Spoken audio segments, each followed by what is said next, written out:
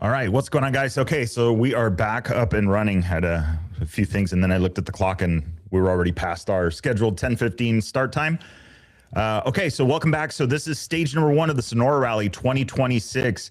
Stage 1 heading from Puerto Peñasco all the way down to Puerto Libertad. Going to be 292 kilometers for these guys today. 209 of those are going to be actual race kilometers, so they will be on the clock. But then they've got a 37-kilometer liaison followed by a 45-kilometer liaison on the back end of the stage today. So there's no days off. There is no time off. There are waypoints in between. There are also speed zones that are in the liaison. So nothing worse than getting a speeding penalty off the race clock, but still being penalized for it. So these guys will still have to be, they'll still have to watch out. Luke, welcome to the live stream. Thank you, sir. It was good to see you. I hear we have some stuff to talk about here. Actually, just in a few minutes, Dakar Dreams and Off-Piste. So looking forward to that. Let's see. We've got the live stream going here, getting stuff out. Let me mute this. There we go. Don't want the forever echo. So we'll get the links going here. Man, these guys were on a mission bright and early. We've got, let's see.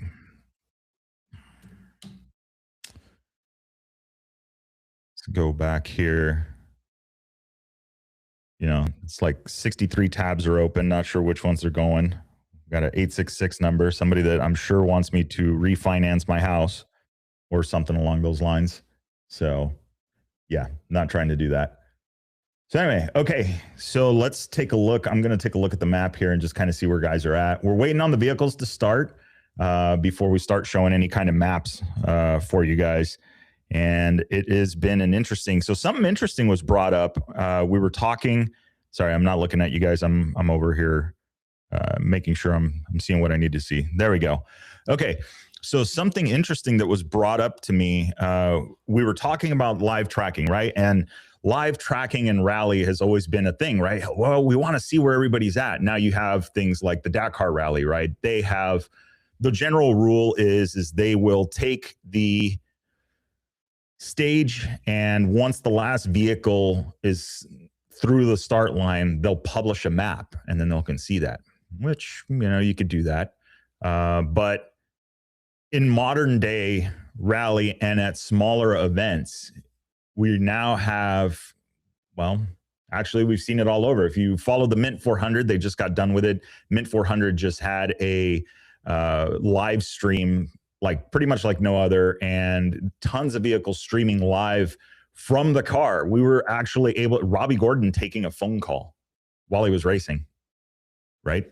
So what that brings into, and why are we even talking about this at Sonora Rally, right? Why does that even matter? Well, if a vehicle has a Starlink, wouldn't it be easy to get onto a live tracking page and then be able to see the map and maybe, hey, yeah, we're a bit lost here. Maybe let's go this way. Now, granted, there are prizes on the up, you know, being hung for this. We've got the Road to Dakar for the 2027 Dakar Rally. The bike's not so much of a concern, but you do have the Dakar Dream, which is a joint thing between Off-Piste and Sonora Rally to help the winner of that category with some prize money towards their Dakar Rally entry. So it's a really, it brings a bunch of questions, and there's a long conversation that can be had about having a GPS enabled device for Rally Raid. And I mean, there's just, yeah, it goes on. And there it is. Willem Avenant here. So let's see, has joined the chat. I hope the audio is actually working, because earlier this morning it was like 3 seconds off. It was wild. And yeah, not so much. 10:24 a.m. All cars started on time. The race ops copy. Last vehicle left the line. So interesting that this is where we are now, right? In the world of Rally Raid. So let's talk about it. The last vehicle has left the line. Let's take a look. Let's see here where we're at. We should be updating weathers here. I'm curious. The weather thing has been a thing for me because it can get really, really warm out in the area here. So let's see what. All right, and then we don't want webcams.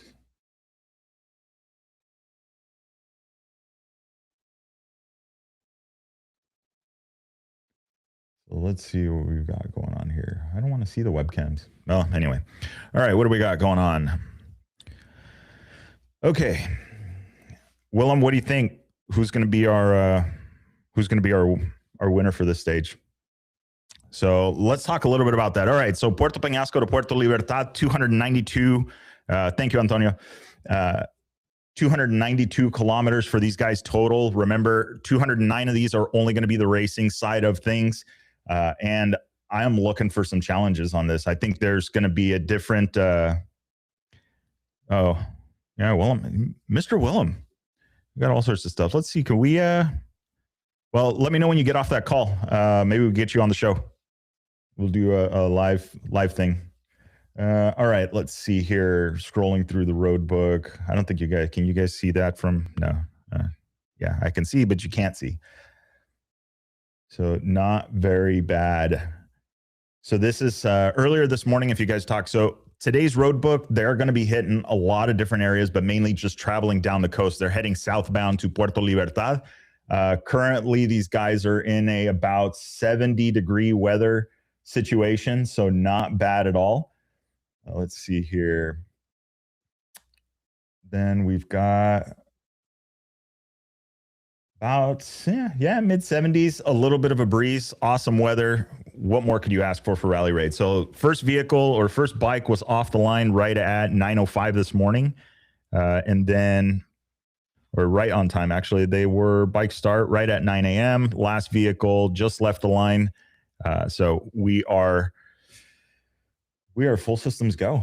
So let's talk a little bit about this. We've got a couple of checkpoints throughout the day, so we'll be reporting the times right now. But at the front of the pack, let's see if we can get you guys a visual here.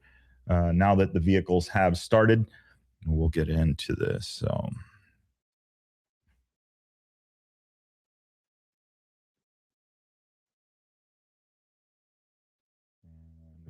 We'll close this out.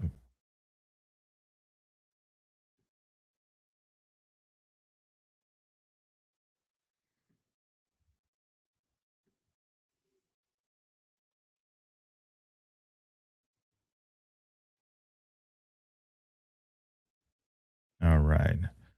Don't want to share that. Okay. All right, here we go. So we'll get rid of the windy app. We already know what the weather's like, 70 degrees and beautiful down there. And here we are in San Diego. I can't complain. It's not bad at all. All right, so let's take a look at what is going on here. So you guys can see our red line obviously is going to be the direction of travel. We'll stay kind of zoomed in here. But Kyle McCoy. So Kyle McCoy was your first off the line this morning and still continues to lead. Opening the stage, obviously not easy. Opening stages for a lot of people is never fun. But obviously, if you guys know the sport of rally, if you're the first one out, if there is a tricky navigation section, you're not going to have a track to follow. You're not going to have an area where you could say, oh, I need to go this way. I'm confused at this note. I need to move in this direction. I need to follow this line. You're out, you're the one cutting the tracks. So it is very easy to lose a lot of time. And that's where the Dakar Rally created this whole bonus time thing. So now with the way that this runs, you do have to worry about it. There's no bonus time here at Sonora Rally. That's more of a Dakar Rally thing, but it helps avoid the Dakar swing, as they call it. So Kyle moving along nicely, 90 kilometers an hour, straight across the desert. Armando Alonso behind him.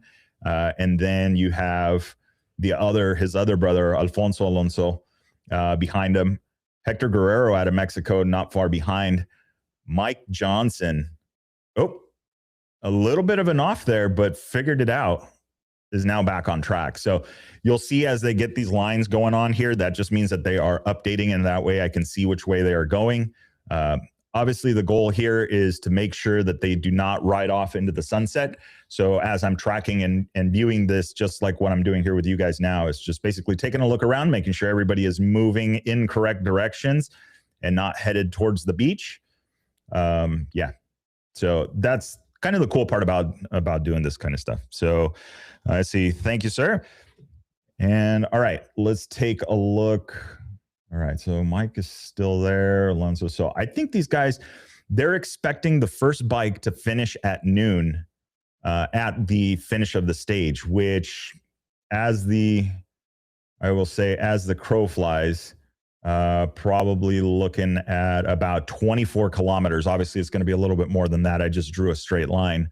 But definitely a fast stage for today. We kind of anticipated that this morning. Obviously, with the weather being as good as it is, I think these guys are a little bit more motivated. They are staying near the water, so I think that is helping also keep the temperatures cooler for them. But that is currently what is going on. I want to see if there are any times here posted. So right now,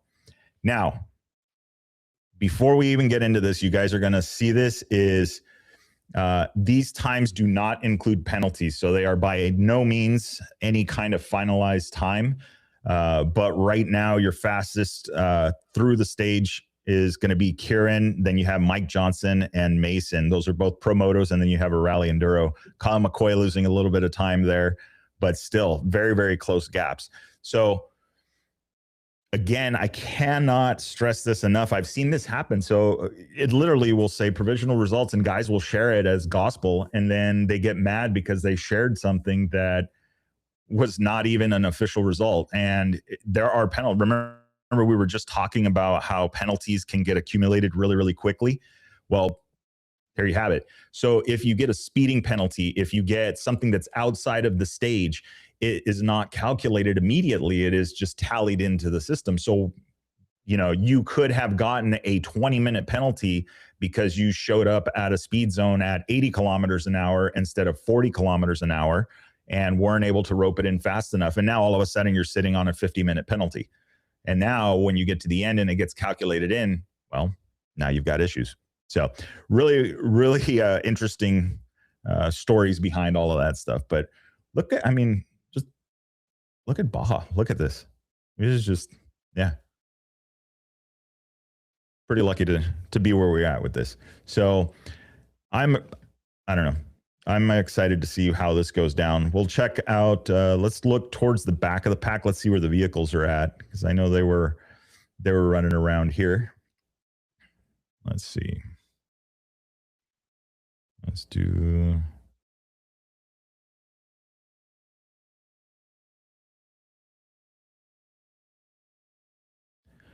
Messing with our live stream here.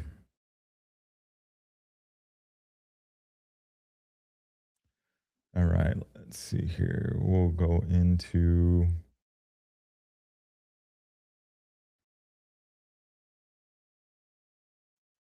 Just moving through here, and we'll look at... So should have an idea now of our vehicles. Let's see where those guys are at.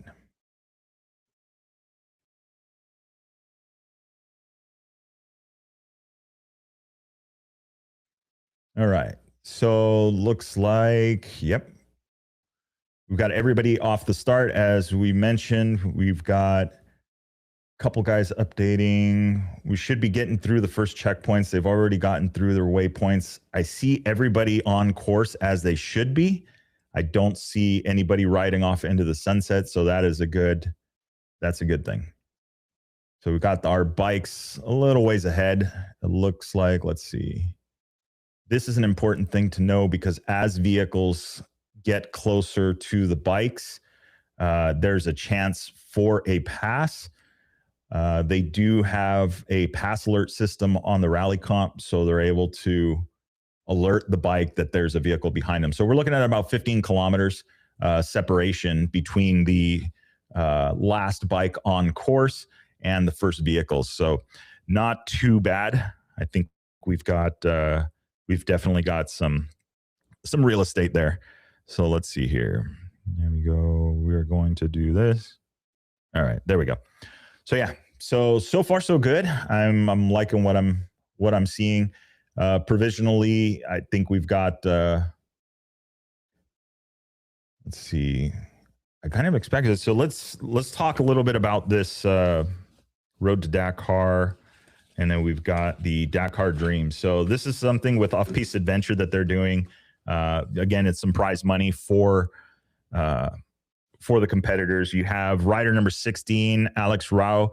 In the number 15, rider number 15, Timur Yukrov, Christoph Superville. You have Ladislao Hernandez, Armando Alonso Morales, Adolfo Alonso Morales. So the brothers there, Ryan Norino and Chris John King, CJ King. All of these guys are after that Dakar Dreams prize. So basically, it's like a $10,000 prize to the competitors to help ease the pain. We know the Dakar Rally is extremely expensive. I've heard estimates of upwards of $150,000. So we will have, we'll talk a little bit with Willem Avenant tomorrow about that. You know, if you guys don't know, Willem Avenant Racing has been doing a Decoding Dakar series. He's been doing a lot of, you know, basically one-on-one stuff with competitors, leading classes, doing a lot of things to help get people into the Dakar Rally and help them get, you know, acclimated and ready for the challenge that it is. Something very, you know, something that was awesome with Willem's journey. Willem basically started from zero, right?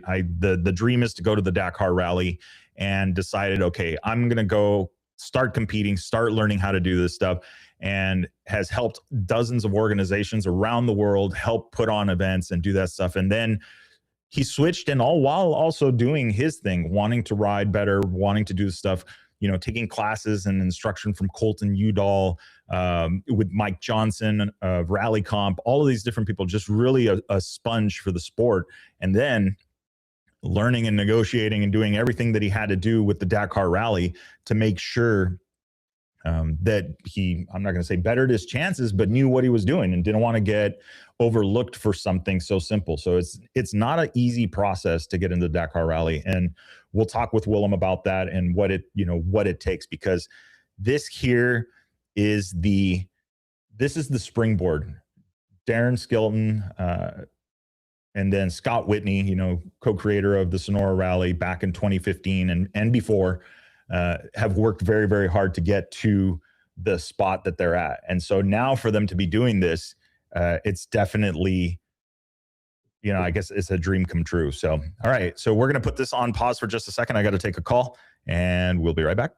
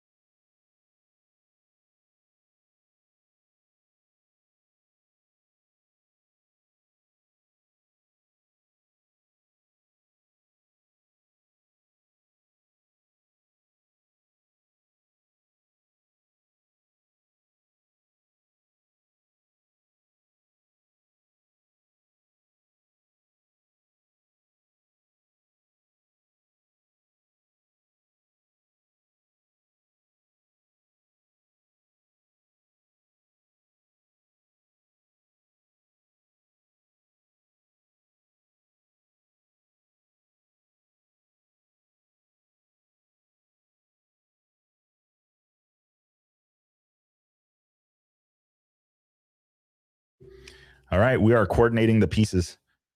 A lot of stuff going on. Hey, Lizzie, the fidget spinny thingy that I've got going on here, this is a push-to-talk mic. So we're using an app called Zello for communication. So earlier I was talking about how Starlinks have changed the world as far as live tracking and being able to do data in the middle of nowhere.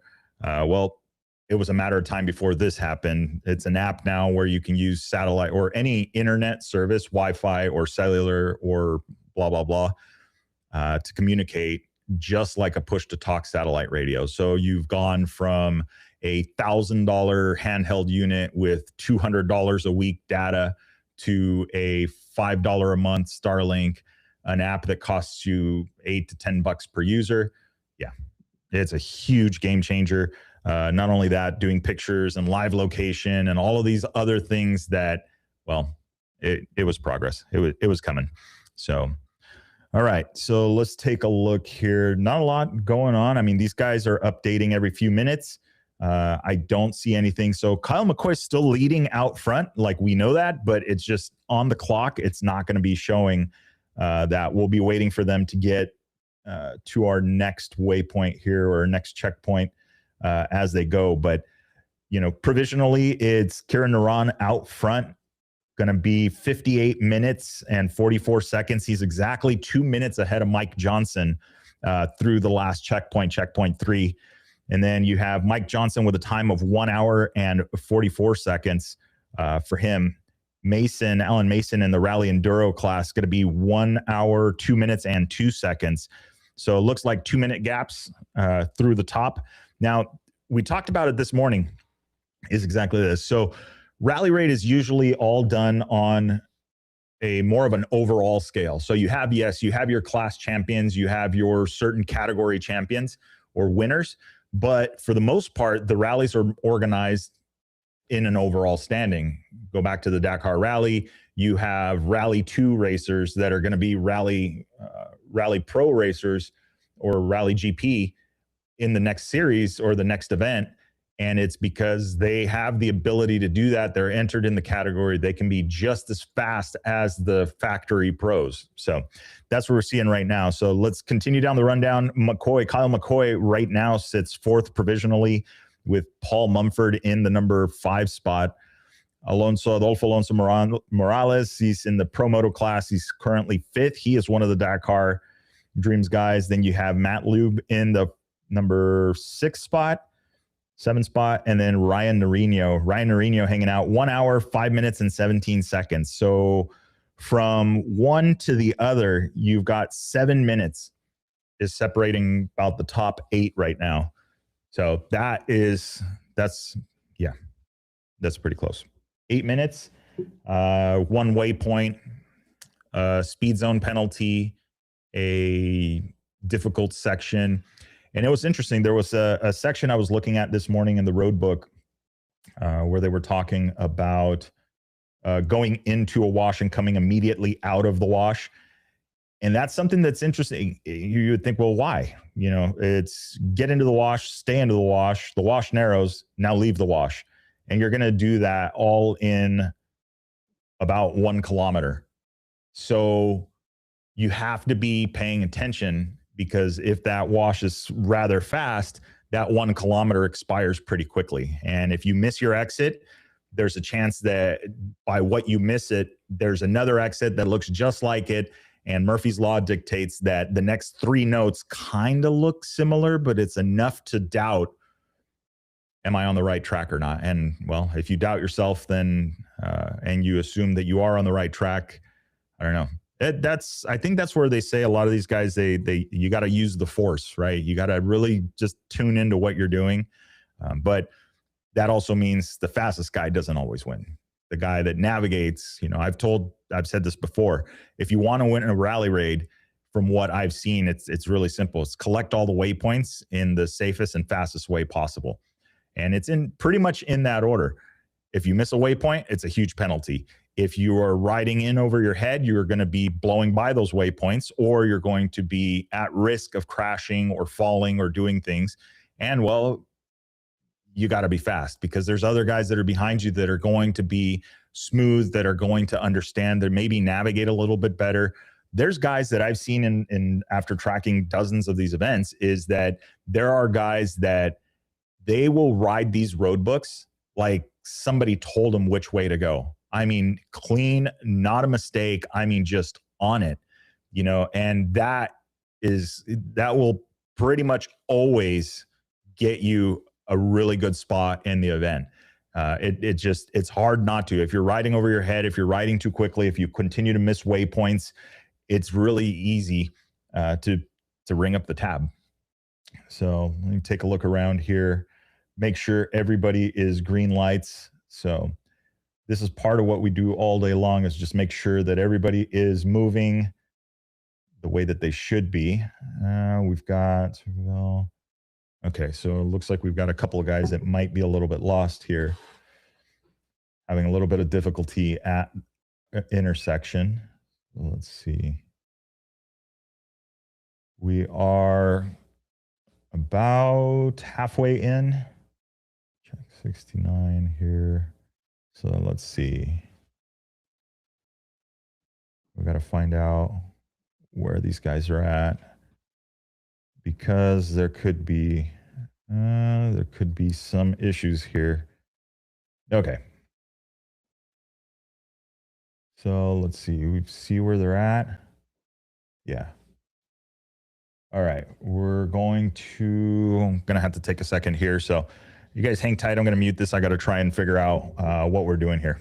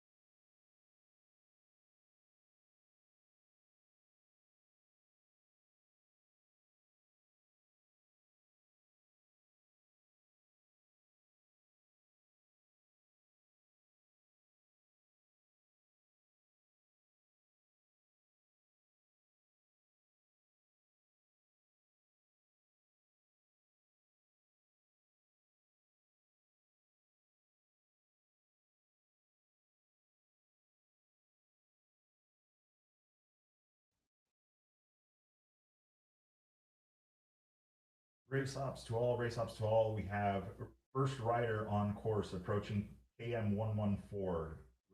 KM 114 for first rider.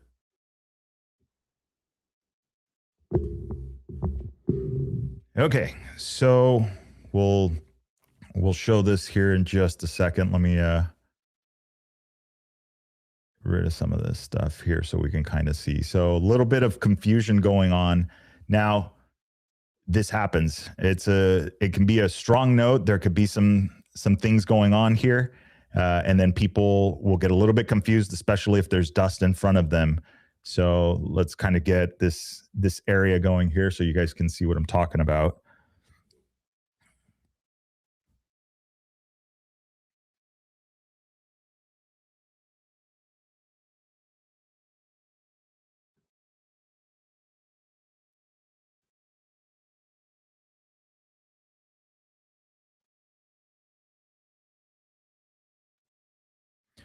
Okay, so we have a checkpoint up here in this corner, right? Riders will clear this like a waypoint. It will report a time, and then they have to navigate around to this section all the way through and then find the start of this speed zone down here. Now, in some cases, they will get through this, and if they don't understand how they're supposed to depart this section or how they're supposed to get over, I've seen a few people get lost already and get into this area here. Now, is that necessarily a bad thing? If you figure it out, if the guys that are savvy at navigation will see that there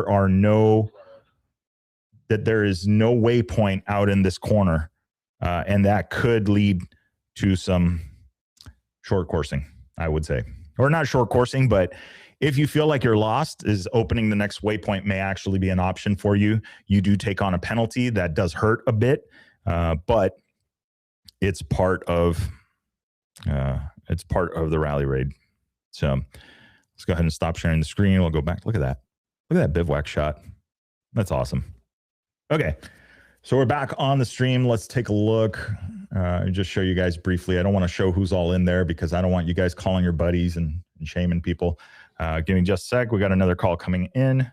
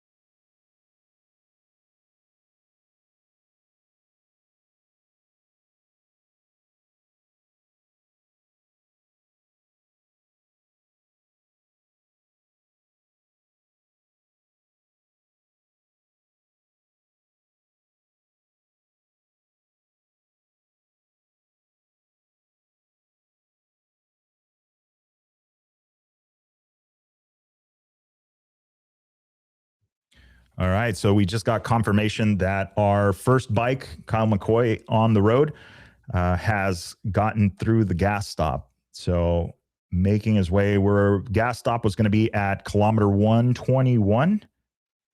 So definitely making some time. Again, first bike was supposed to finish at noon in an hour from now, and I have a feeling that we're going to make that happen. Let's see here. When scrolling through the book, it looks like yep, gas stop is at kilometer 121. So got a 10-minute stop there. Everybody's going to be on a controlled stop. So how that works is actually really easy. So you have, when you arrive at the gas stop, you'll have a stop waypoint.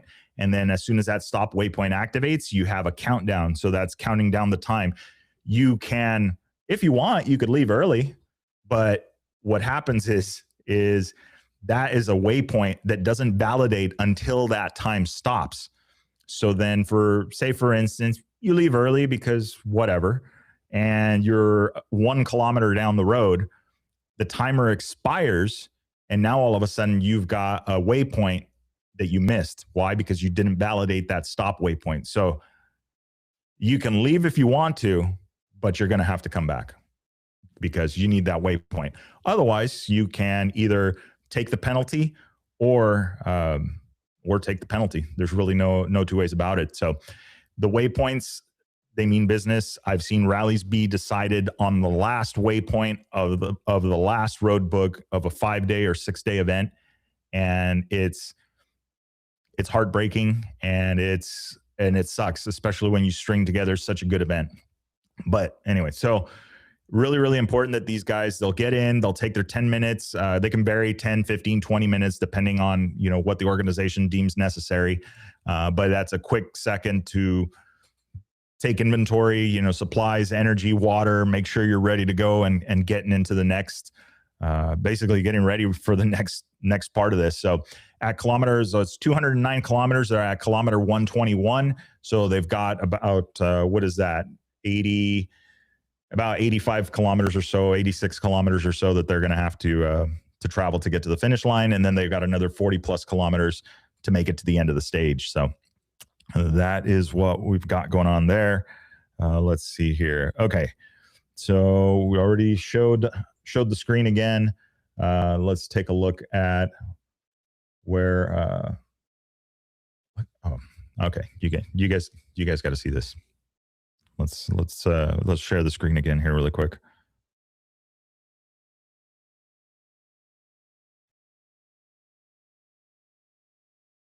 Look at that. I mean,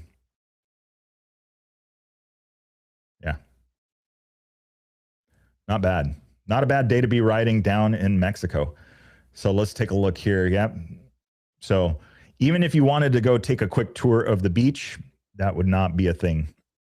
You're going to have to stay up top, go find some of these waypoints. So a little bit of room to breathe there. You can see Kyle now up ahead, and there's a bit of a gap.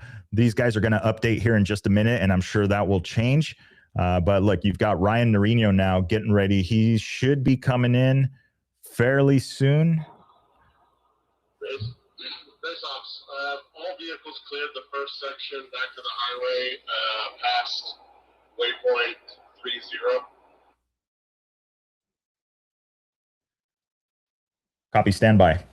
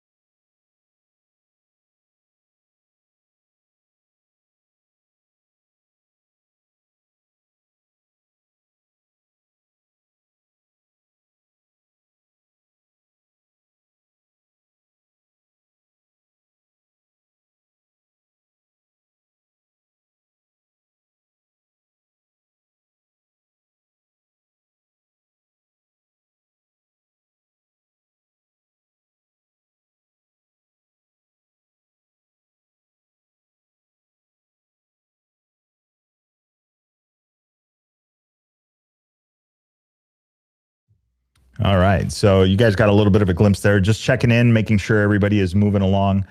Still a little bit of traffic going on in that section. It was a little bit tricky, but it looks like people are moving along. So just when that kind of stuff happens, it's tough, right? This is the other side of it. A lot of these guys did make it through. They found their way. So from me and my point now, we have two-way messaging, right? I could send them a message and just say, hey, open this waypoint or do this. I'd send a quick direction. But the problem then becomes is I'm now assisting them where the people in front that had to figure out and lost all of that time, well, they didn't have that. And that's viewed as an advantage. So really the concern is that making sure that they are still moving, that they're reporting, but also allowing them to figure it out basically on themselves. Now, if one of these guys was to take off riding into the sunset way off course, and I'm watching them update a couple of times headed in the wrong direction, like they know where they're going, that's a different story. We want to keep people in that area. But if they're in the area, they're around those waypoints, then it's just a matter of monitoring them. So it's really, really cool. I mean, Rally Raid is not, it's funny. Rally Raid is very, very remote for those guys. For what I do and what we do and what organizations do, it's not as remote as maybe some people think. I can see them, I can message them, I can tell them to stop. There's a lot of different, back and forth that can happen there, which is really awesome to see. So Rally Raid. So how much safer is Rally Raid now? Well, you've got a road book that's telling you where the dangers are at. You've got an odometer that's counting down to that. Or counting up to that. And then you have devices like the Rally Comp that have two-way messaging and satellite tracking, keeping an eye on things. So it makes it much safer for people to participate in these events. And yeah, the guys that we talked about a little bit earlier about the Dakar Dreams, side of things where they're competing to go to the Dakar Rally, it's a serious event, and it's a serious event for a lot of these guys. But some of these guys are adventure riders. They just want to go out and ride. They're following their road book. They're doing their thing. It's not as, it's not a competitive thing. It's an exploration thing. So you've got a lot of guys that have done all sorts of stuff. I mean, Kyle McCoy, he's right now is opening the road book. He's likely going to open every kilometer of this road book today. But he's an outdoors guy. He's done all sorts of different travels. And the guy is a walking encyclopedia of Rally Raid and statistics and all that stuff. I think that has to do with his day job and numbers and stuff like that. But he's really awesome. All around good dude. So checking back in on our little trouble area here. And it looks like guys are finding their way. So that happens. It's part of it, again, but you don't want to give people that advantage of, well, yeah, because of course the conversation at the bivouac becomes, yeah, I was so lost. And then all of a sudden I got a message on the Rally Comp, and they're telling that to somebody that didn't get a message on the Rally Comp and that didn't get some assistance, so I don't know. How would you guys feel? All right. So let's take a look. I'm going to refresh the table down here as these guys should be getting closer and closer.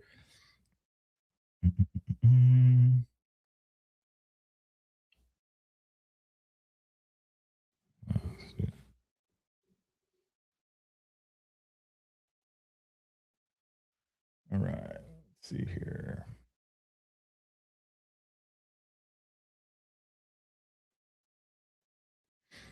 There we go. All right, so it looks like we got our first vehicles that are going to be heading into that section. So let's see how that shakes loose. Let me take a look here. All right. So let's take a quick rundown. I want to take a look and see. Somebody asked me a while ago about what, the whole tracking thing is. And the best way to explain this is I do kind of a cycle, and you go from the front of the pack to the back of the pack and just look to see where everybody is at. Make sure they are moving, and then move on to the next. And so anybody that I see that's maybe stopped for a little bit, I don't want to try and message them right away.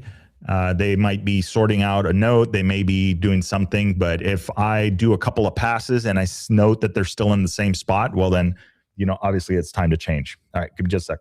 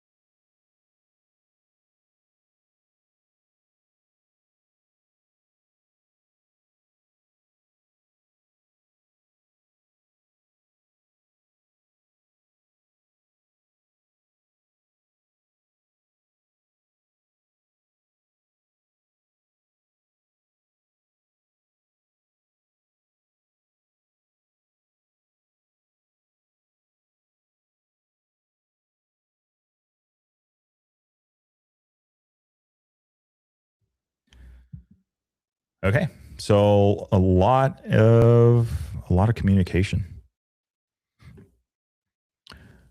All right. So yeah, so it's big. We've got everybody's kind of starting to figure it out slowly but surely. That's just part of it. But that's one of the things is you share with the organization. The organization immediately looks at it. What's going on there? Is there a note that was maybe a little bit tricky? Is there, and here's the thing is this could not even have been or this may not have even been how should we say it? It's not even an organizational thing, right? This could have been in the last week when the road book was last ran, or 2 weeks ago that the road book was ran, a fence could have gone up, a fence could have gone down, a local could have put some farm equipment there, could have graded the road, could have created a road that wasn't there before, and they're looking for a more or less visible, and what they're walking into is a graded road or riding into or driving into. So there are changes, there are things that can happen. And then let's just even then in sandy terrain, which the terrain here is typically a little bit more sandier than what you would see over on the Baja Peninsula, it could just as easily be that the road is blown over and what was less visible is now absolutely not visible. And even in the dunes, that's a big thing. You get a lot of wind in the dunes and the shape of the dunes can change hourly. And what was before not an issue is now a big witch eye or a drop or something that could be, harmful to riders if they're not paying attention. So dunes riding to me is crazy, but there's people like Mike Johnson that, can't get enough of it.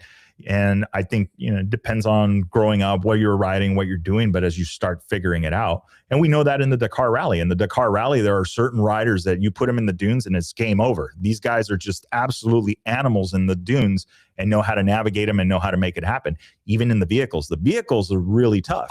Yeah, so it's definitely one of those things that you got to watch out for, the changing in the terrain, the changing and things that, could you put something in the road book had you ran it the day before? But you can't do that, because then you start laying tracks down. You start making it easier and not as challenging. So we'll wait to hear a little bit more about what is going on in this area, but I have a feeling that it's just a simple fix, and it was a tricky section that they just were going through. So we'll see on that one, but let's take a look. Yeah. As mentioned, we've got most of the guys clearing. I do see a guy that's been sitting there for a minute, so we are going to send him a message. I want to make sure that they're going to be moving here in just a second.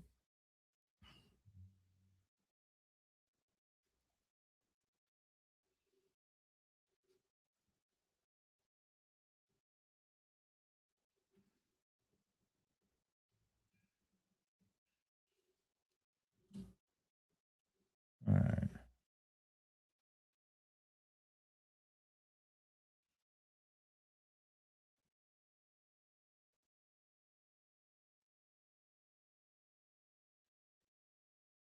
All right, these guys are moving along.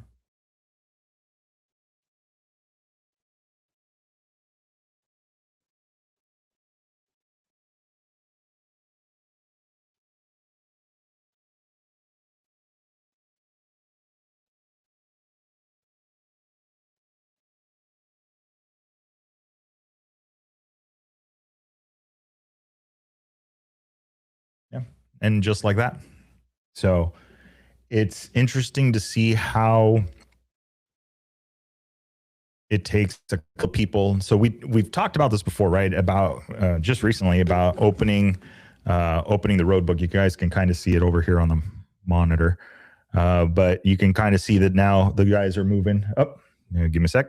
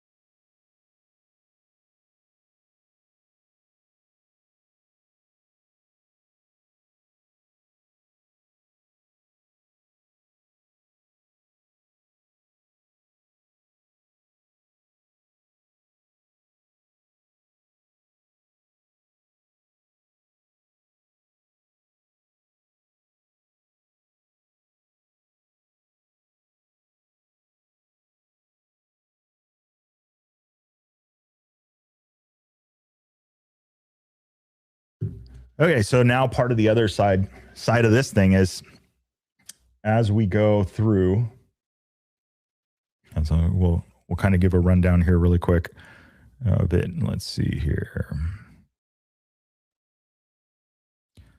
Jump back over. Now that things are warming up here.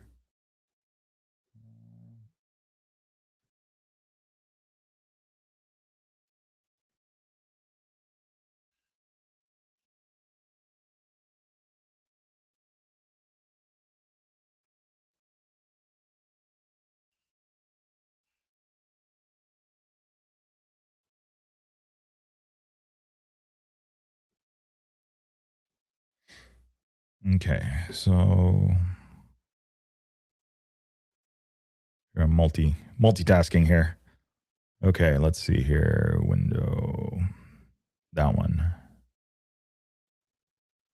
Look at that. Starting to get warm. So Puerto Libertad, where these guys are headed. I mean, and they're staying down the coast, which is good. So 71 degrees with maybe a little bit of wind. Yeah, not bad. As you can see, that we're probably somewhere under 6 mile an hour winds. So just a little bit of a breeze there. But not bad overall, since they're not headed inland. They're following along. All right, so let's take a look here as guys are updating. Let's jump to the bottom here. So Kyle McCoy now making his way past that checkpoint. It's going to be one of the last checkpoints here, CKP 141. So we'll have a little bit more on the times here in a little bit. Mando Alonso here showing up to the stop. Let's take a look. Ryan Norino, everybody moving along.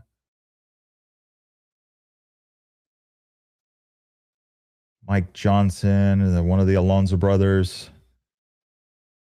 Kieran Naran, also moving along. Kieran has been making up some time. So not only is he showing provisionally as one of the fastest on the course, or on the route, but he's also moving physically up the course. Was mixed towards the back here a little while ago, but now kind of the midway. Yeah, this is Ryan. You copy? So very good to see. Ryan. Sorry, you were looking for me. Radau. No, I just wanted to see if that car comes through that Jeep still about 8K out. So here's an interesting one. Let's take a look at this. What happened? So I think we can see it. You've got your waypoint, We have that spot closing and then you have the road. So cleared the waypoint, and then looks like instead of coming down, they took this first road out, and here we are. So really not bad, but we may see a stop. I mean, obviously he's on it, but we're trying to shoot for the waypoint that's down here. We'll see if they've corrected. Now there's a chance. Now the thing that we don't see right now is he might have come over this section, got lost down in here, and then decided to open the waypoint and is now just headed straight for it. So he's got an arrow, he's got a distance, and it's just full send time. Now the problem with that is that what we don't see, that's a 30-minute penalty currently.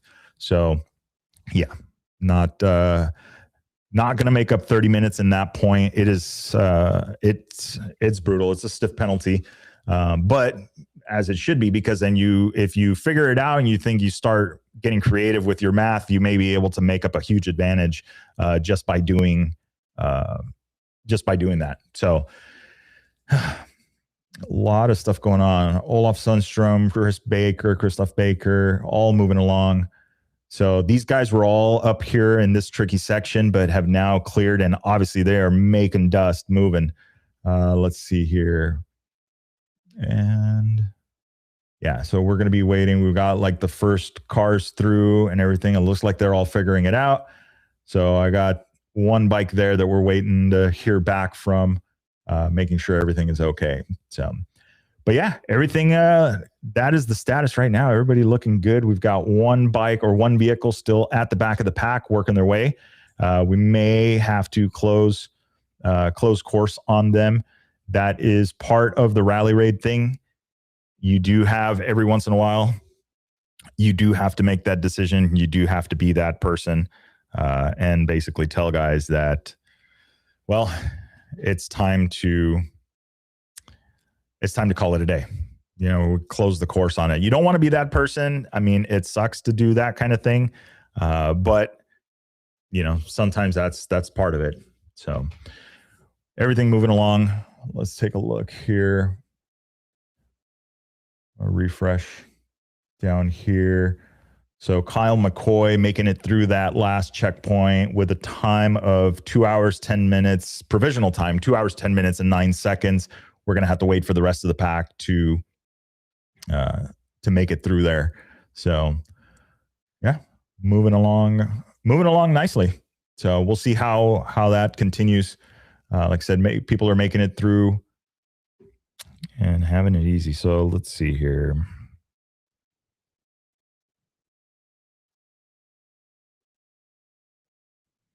I'm just going to stare at this for a little bit. This is awesome. So a little bit of FOMO. That's part of the rally thing. So let's see here. Okay. Got no messages going on. All right. I'm going to take a quick second, put you guys on mute, let you check out the studio here while I handle some business.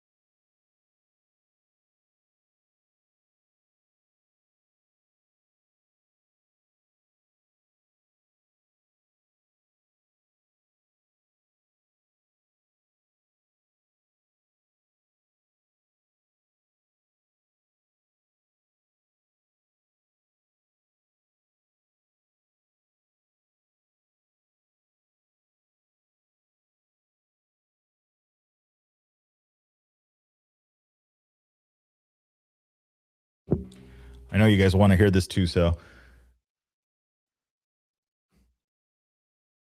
This is Race Ops. We have first rider. First rider is 6.5 kilometers from finish.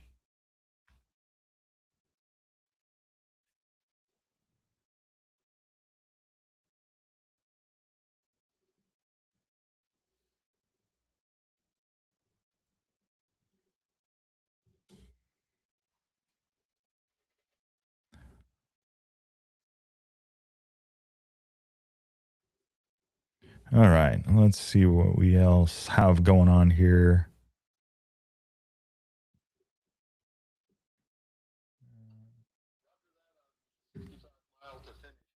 Appreciate the information. Thank you.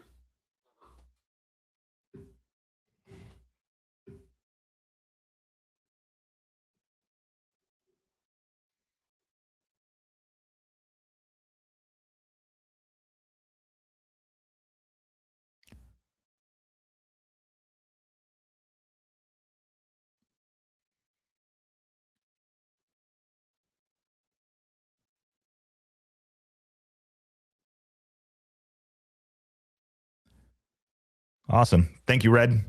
Yeah, you know what? The goal has been the same thing. It's one of those things that, well, we kind of try to get more people into the sport, right? So, Cash Bennick, me and Mason Klein watching, rooting for Ryan Norino. Should we send? No. Have to be professional. Not going to send him a message mid-stage.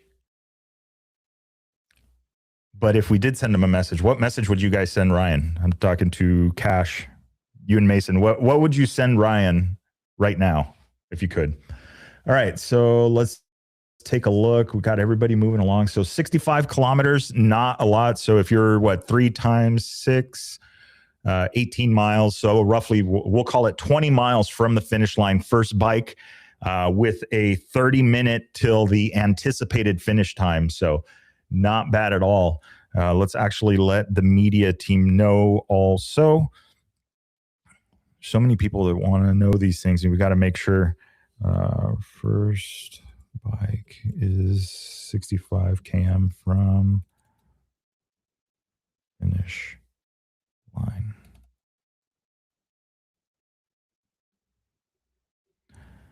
All right. So yeah, so really interesting on this stuff. So let's go back to the messaging thing. I was just messing. I'm not gonna send Ryan any kind of messages. That wouldn't be cool. But if you think about on the messaging side of things, right? You can message riders different things. You can, if they're the one I send.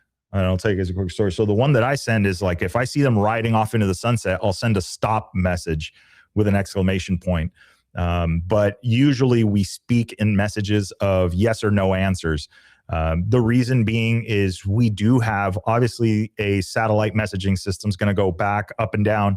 And so it does take a little bit of time to get there. So we got to make sure that whatever the questions are, they're always going to be a effective question. I don't need to know how hot the engine was before it decided to melt the piston. I need to know, are you okay? Do you have water? Are you...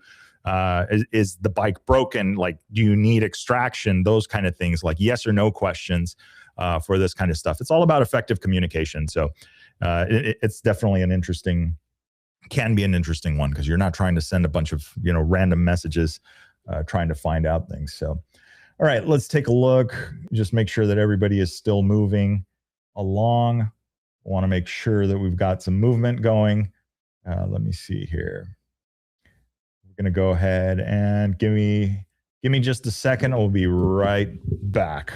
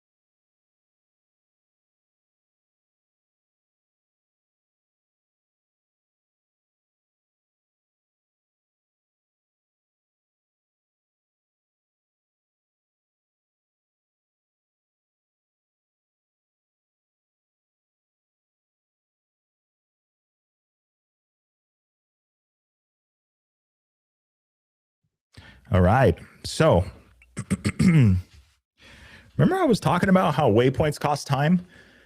So taking a look at what's going on here on the provisional side of things, right? Again, I can't harp on the provisional stuff enough, but through the fourth checkpoint on the route for today, you have Kyle McCoy, who's been opening the stage all day. Now, remember, opening the stage is not a good thing, right? The first guy out, gets to open and gets to figure it out.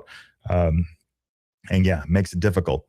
So you have Kyle McCoy now sits at the last checkpoint, had a time of 2 hours, 10 minutes, and 9 seconds provisionally, right? This is before any of the penalties are calculated in.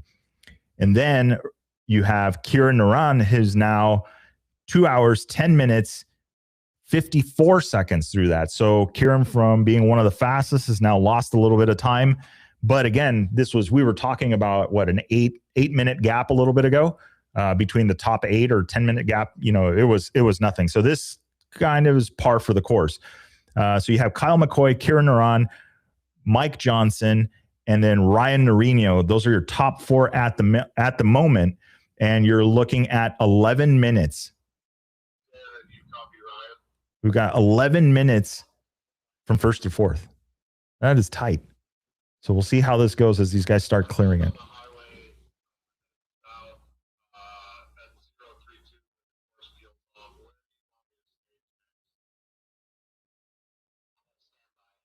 Stop to a second, I'll give you a location.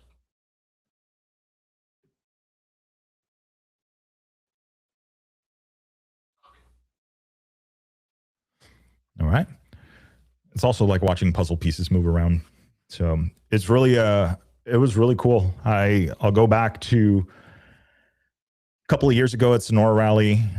It was for the W2RC round, and it was really eye-opening to see the way that the organization ran that and really ran that and didn't, because a lot of this was done by the Sonora Rally organization, and they were sitting basically on top of and just monitoring what was going on. But having assets in place, at least 30 minutes before the first bike, helos where they needed to be, everything had to be ready to go, or there was no start. They were very, very adamant about that. And all of this stuff is very important. I have a list that shows all of the assets, where they're supposed to be, what time they're supposed to be at, with their coordinates. There's a lot of organization that goes on in this. So I have trouble thinking that there is a safer form of motorsports out there. It is dangerous. I'm not saying it's void of that, but if you think about resources and you think about the assets and the things that are there, the volunteers, all of the volunteers and the people that come out and take time to be able to do this and put on the event, it's just absolutely wild. I think it definitely makes a difference. And then, we got a proud papa, Antonio Norino, father to Ryan Norino, tuning in, All-American Rally Raid. And yeah, Ryan's doing good. He's got his head on, and he is making things happen. So we'll see as they get to the end of the stage. He is going to be mixing it up. He sits about 9 minutes behind Mike Johnson on the clock, but is going to be physically on the road, going to be just a little bit further back than that. Let's see. Yep. And these guys, man, Kyle McCoy is just making time. Last click showed him at 90 kilometers an hour across the desert. 9 times 6. Yeah, that fast. So yeah, so for those playing the home game, 10 kilometers is 6.2 miles. So if you're going 10 miles an hour, you're doing 6 point something miles per hour, or 10 kilometers per hour, 6.2-ish miles per hour is what that works out to. So let's see here. We want to go back up to see where these guys were at up here. There's a little bit of a navigation challenge.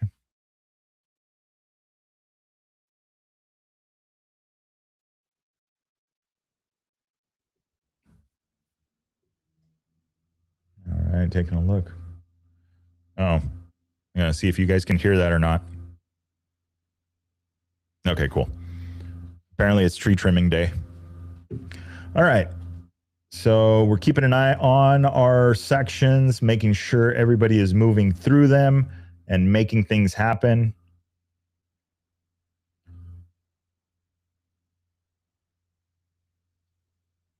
It's like we're moving right along. Everybody's just moving. That's good.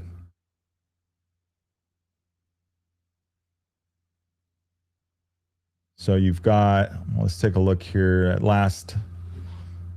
that last ping.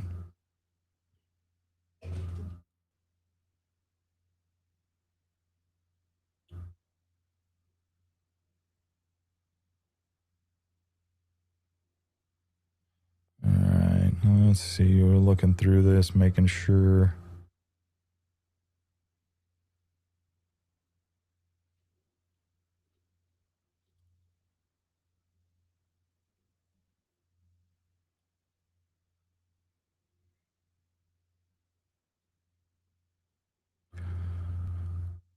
So let's look. I'm going to look ahead to tomorrow's start time just to kind of plan it out. But so tomorrow looks like it is going to be for stage number 2. Sunrise is at 6:41 in the morning. Looks like the first bivouac start, and then it looks like the first bike is 7 a.m.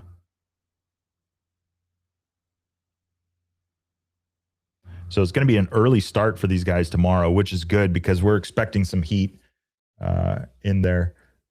If right now we're sitting at 71, but immediately as you go inland, 80s, mid 80s, and then it starts climbing up into the high 80s, low 90s. So as these guys move in, obviously it's going to get a little bit warmer for them. You want to have them out there early. Make sure that, at least do your best to try and avoid the heat, right? So Ryan Norino just showing up to where Mike had pinged. So on course is going to be roughly about 4 or 5 minutes behind Mike Johnson, but on the clock, that's about closer to, let's see, it looks a little closer, to about 9 minutes. Then you have Adolfo Alonso. He is going to be roughly about 4 minutes behind Ryan Norino on the clock. Now, interesting, though, is that Alonso is actually riding along with Mike Johnson. So Ryan making up time there, obviously, to get ahead on the clock. Now, remember, every time I talk about times, I'm going to have to say is these are provisional. We are waiting for penalties. There could be penalties at the end of the stage, which is just part of the rally side of things. So, all right, let's take a look here. Everybody is moving right along, making things happen. So let's see here.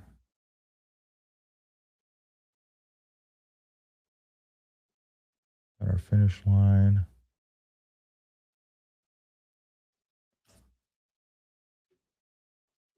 All right, cool. Okay, I'm going to take just a minute and I will leave this on autopilot for you guys, and we will see you here in just a second. Yeah, step away really quick.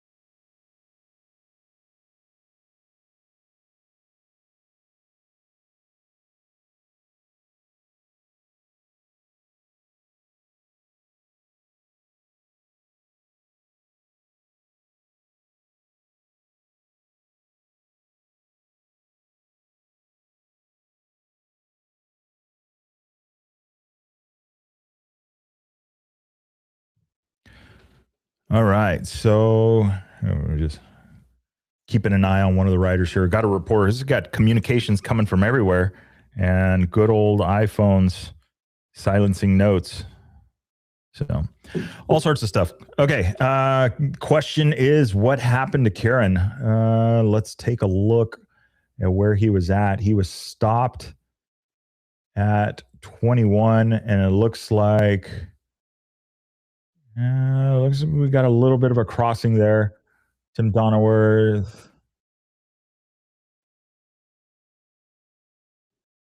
Okay. Awesome. So we've got an okay message from our riders that are moving there. Gonna look for Kieran because it looks like he is stopped. Now, it's an interesting thing, stopped, or if their unit gets turned off for some reason. So a cable pinch, a disconnection, a dead battery, a something, they could lose power to it, to the system. So we'll take a look right now and find out a little bit more about what's going on with him. So let's see here.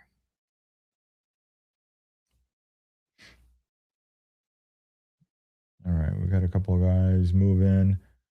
All right, and rider 2-1.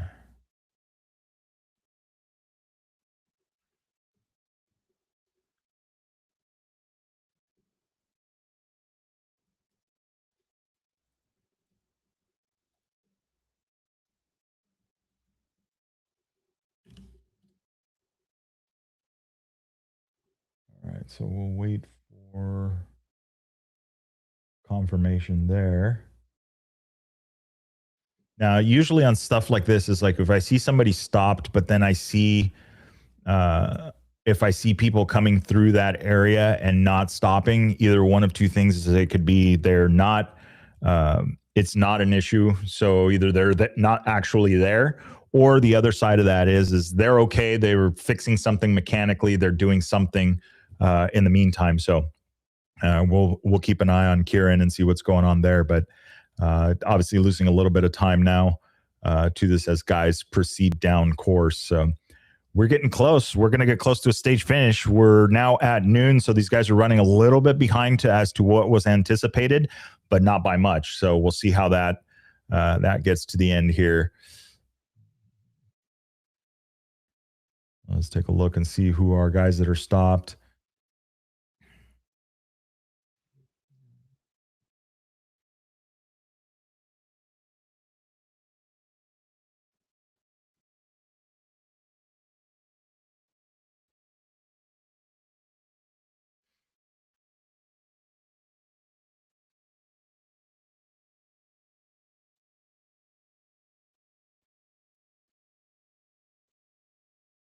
Okay, these guys go down the beach, and then they're going to turn in. So it looks like the last guys, or the first group of guys, are finishing or onto that last road section, the loop away from the highway, before they come back and then start getting to the finish line. So going to be interesting to see how this shakes loose, because we're seeing some gaps develop, at least on the map. But again, everybody, there's no tails on anybody, which means that it hasn't updated here, and just hasn't updated for a minute or so. Let's continue to look what's going on here, hoping for some movement there.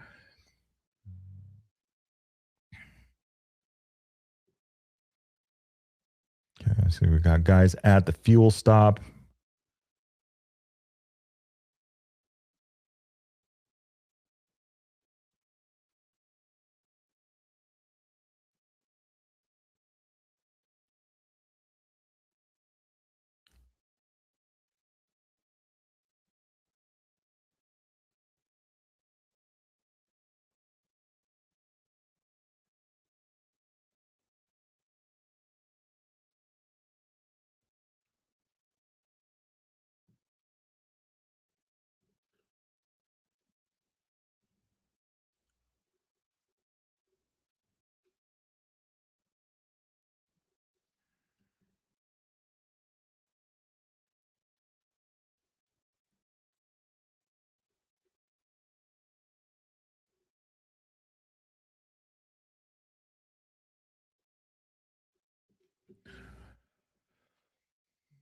All right. So that's movement.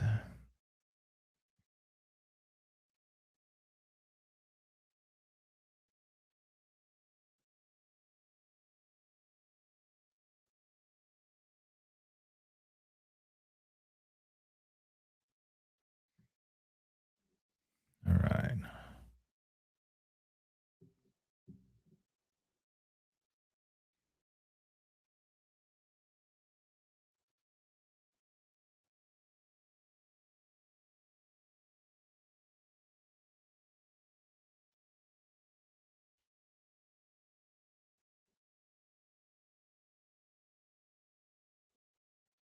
Monitor all of the channels and where information could be coming in so we don't miss anything.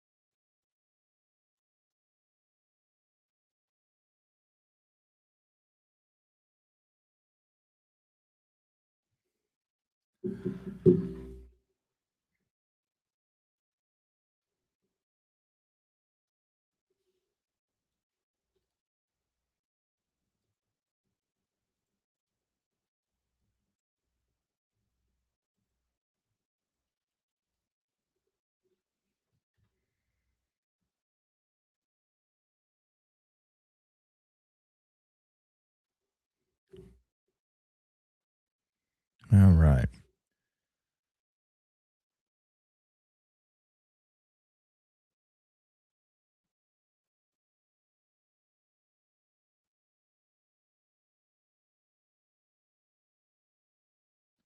All right. So ADV Tim now making it happen. So he was our guy that we were waiting on. That we were seeing messages and was stopped, but now looks to be moving again and moving very well. 88 kilometers an hour last ping.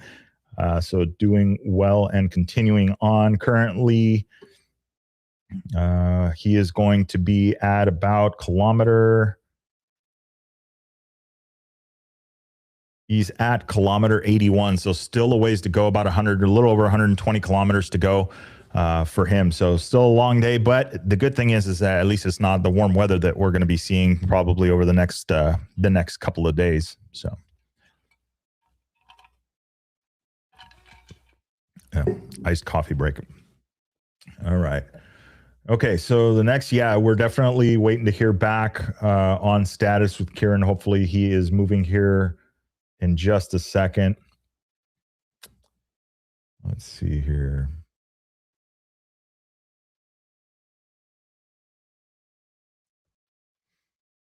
All right, we're going to do a reach out to the org and find out a little bit more, see if there is any information visually on him. So stand by.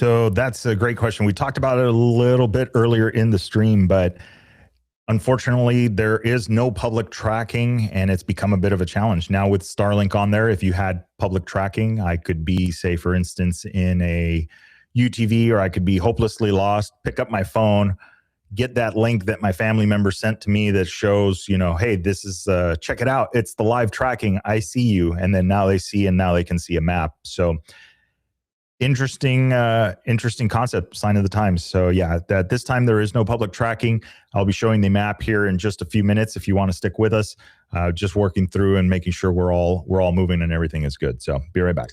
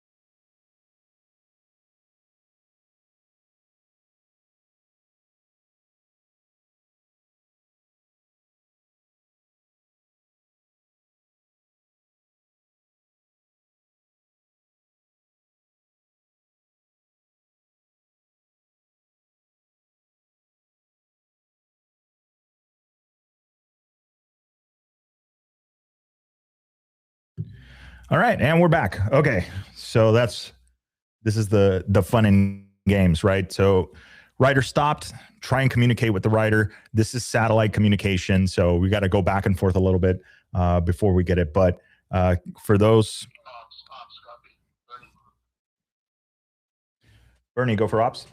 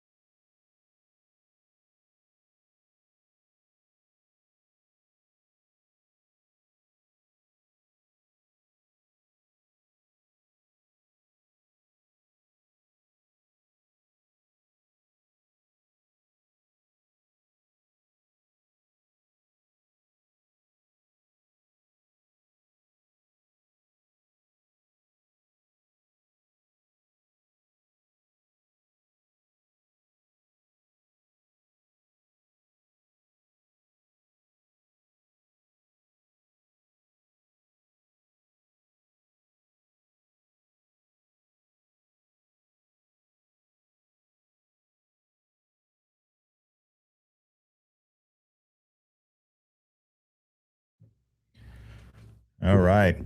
So unfortunately, we have our first injury. Knees, man. I'm telling you, knees are not knees get hammered in this sport. What do you? So that's the question for you guys who are tuning in, watching. What do we do for knee protection? Because I feel like if you wear a hard knee brace, it's like everybody was wearing collars for a while, and it seemed like it was more broken collarbones. I mean, it's the lesser of two evils, right? But more broken collarbones, and now knee braces. Is that something? But anyway, no major injuries. Some medium duty stuff, and going to continue on. Luckily, riders are okay. Everything's good. Let's see here. All right, let's continue down. So Kieran underway. A little bit of a minute there. He was showing stopped for a bit. Let's see what we got here. Show on stream rooting for CJ King. All right, let's see. Where is Mr. King? He is currently stopped, and it looks like he is taking on some fuel at the moment.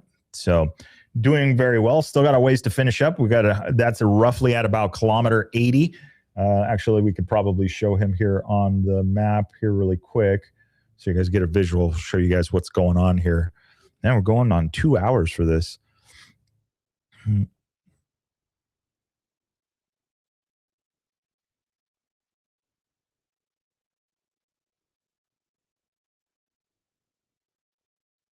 All right, so this is what it looks like right now. So this is the fuel stop for these guys. Then we had CJ here momentarily. He might have updated and has started moving already. So that is the fuel stop. That was the last ping we had for him a little bit ago. Could be hiding behind him. We got Bernie there. That is our stop for fuel. These guys are moving along. We got Olaf down here. Olaf's a bit of an adventure. Makes me wonder if he stopped to, take a quick dip in the ocean. The temperatures aren't bad, right? Let's see what's going on over here. We'll go back to this one. These guys are approaching Puerto Libertad, so they're going to be somewhere in this area here. 70s, little breeze. Yeah, I don't fault him if that's what he did. I really don't.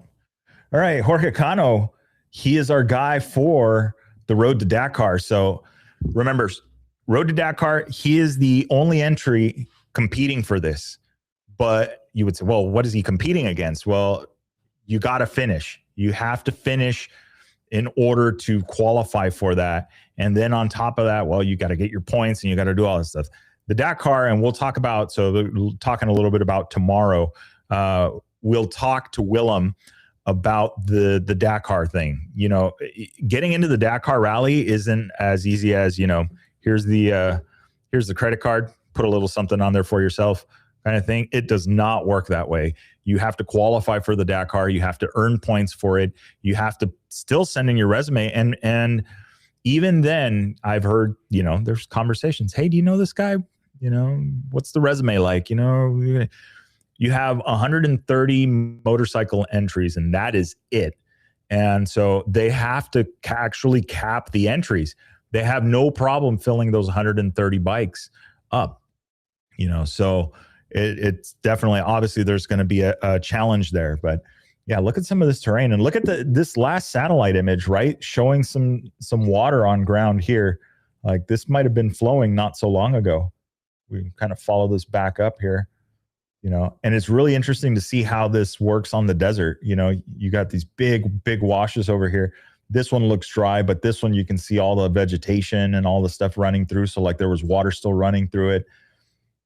I don't know what happens here. So this could be, so you've got the duct. I don't know that high tide, I don't know. Which way does it come in? Do you think the water makes it all the way in on this? It looks like we might have some standing water. Could have been some standing water here.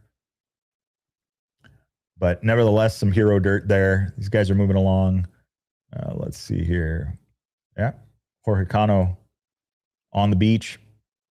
112 kilometers. Look at that. 60 miles an hour. All right. Let's see here. Okay. Got that. These guys are moving there. Let's take a look at their leader guys. Where are these guys at? Oh, man, I feel bad. I sent Kieran a message, and he's up here up front. Look at that. Kyle McCoy working his way through the baby dunes, and then you're going to have Mike Johnson behind him. Alonso Morales there. Kieran Naran there. So should be interesting. Well, look at that. Them jump across these little, I mean, yeah, these dunes are, these are baby dunes. Look at that. I don't know if you could find a rhythm through that kind of stuff. The sand experts let me know. And actually, let's see if we can find these over here. We're gonna jump out big here, and then we're gonna come find. Let's see here. Where are we at? That's still on this side of the, and then we go over this way. Sometimes it's not so easy. Here, we're gonna switch. I want to show you this stuff here because this is pretty gnarly. All right, let's see.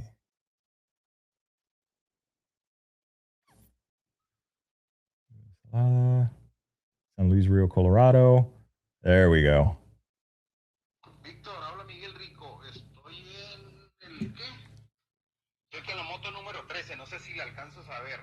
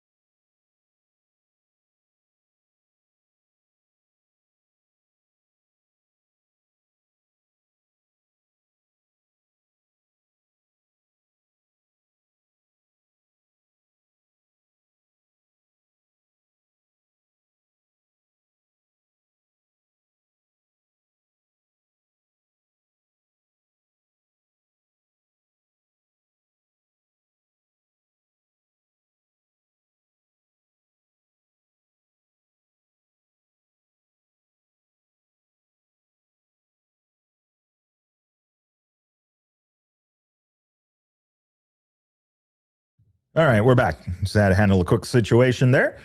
Okay, so we'll go back.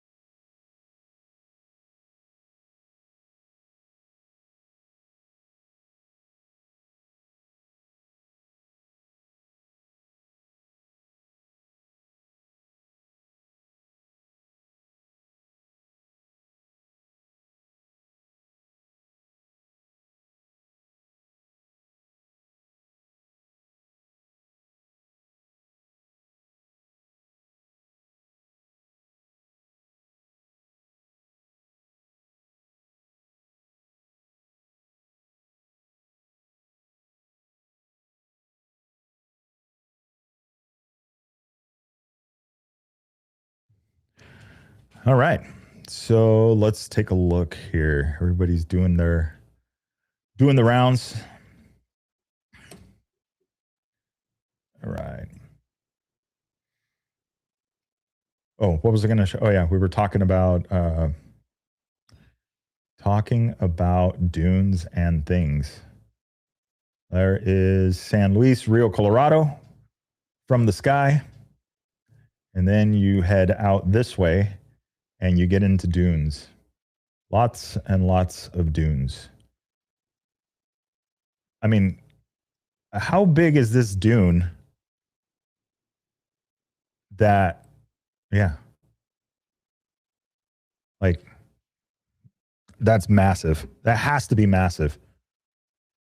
You know, from what I understand and what I've heard from, I believe I asked Skylar House this question was like, how do these dunes compare? And really, it was, yeah, you got to go into the Middle East if you want to see dunes like that. Look at this. I mean, this is just absolutely insane how big these things are. Looks like fun, right? I don't know. Let's see here. And deep silver. So let's see, tracker issue. Let's show this up on stream. So from my understanding, these are much larger actually than the dunes in Glamis are big. This is like another level. So I don't know. Maybe we'll ask ChatGPT about that. Wouldn't it be awesome if YouTube put ChatGPT in the chats? But anyway, yeah, from my understanding that, comparatively speaking, these dunes, the dunes of the Altar, are some of the largest dunes in the world. And it's only really second to the stuff in like the empty quarter and way out in the Middle East. So really interesting to see that that's literally a 3-hour drive from San Diego. All right. The question from Deep Silver is chasing waypoints. Naran, was it as a tracking issue? Possibly. And so what we do have is the trackers, obviously, they've got to talk back and forth with the satellites.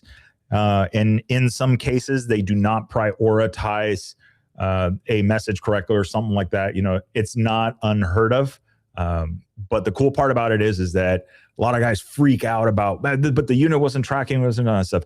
The unit on board is doing what it needs to be doing, but it may not ping the satellite. It could be a matter of stuck messages, things like that. It's not unheard of, but that's where we err on the side of visuals.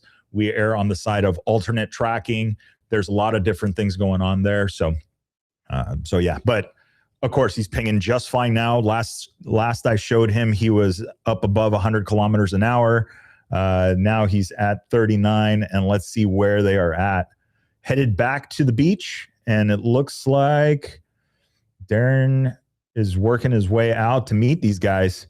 I believe this is Puerto Lobos that they're getting to. So just some really scenic places. Okay, let's see as we get further down. There it is. We've got guys approaching the finish line, end of the stage. Let's get them an update to the finish team. Let's see. Let's measure this out really quick, how these guys are going to do this.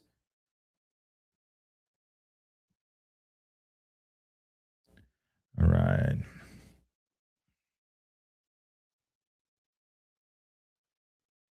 Race ops to ASS, race ops to ASS.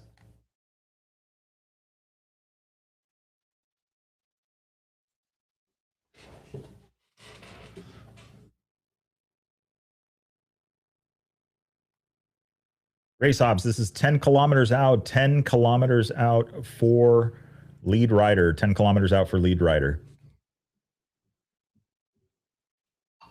This is Russ and Stretch at the finish line. I appreciate the update. Thank you. All right. So let's see.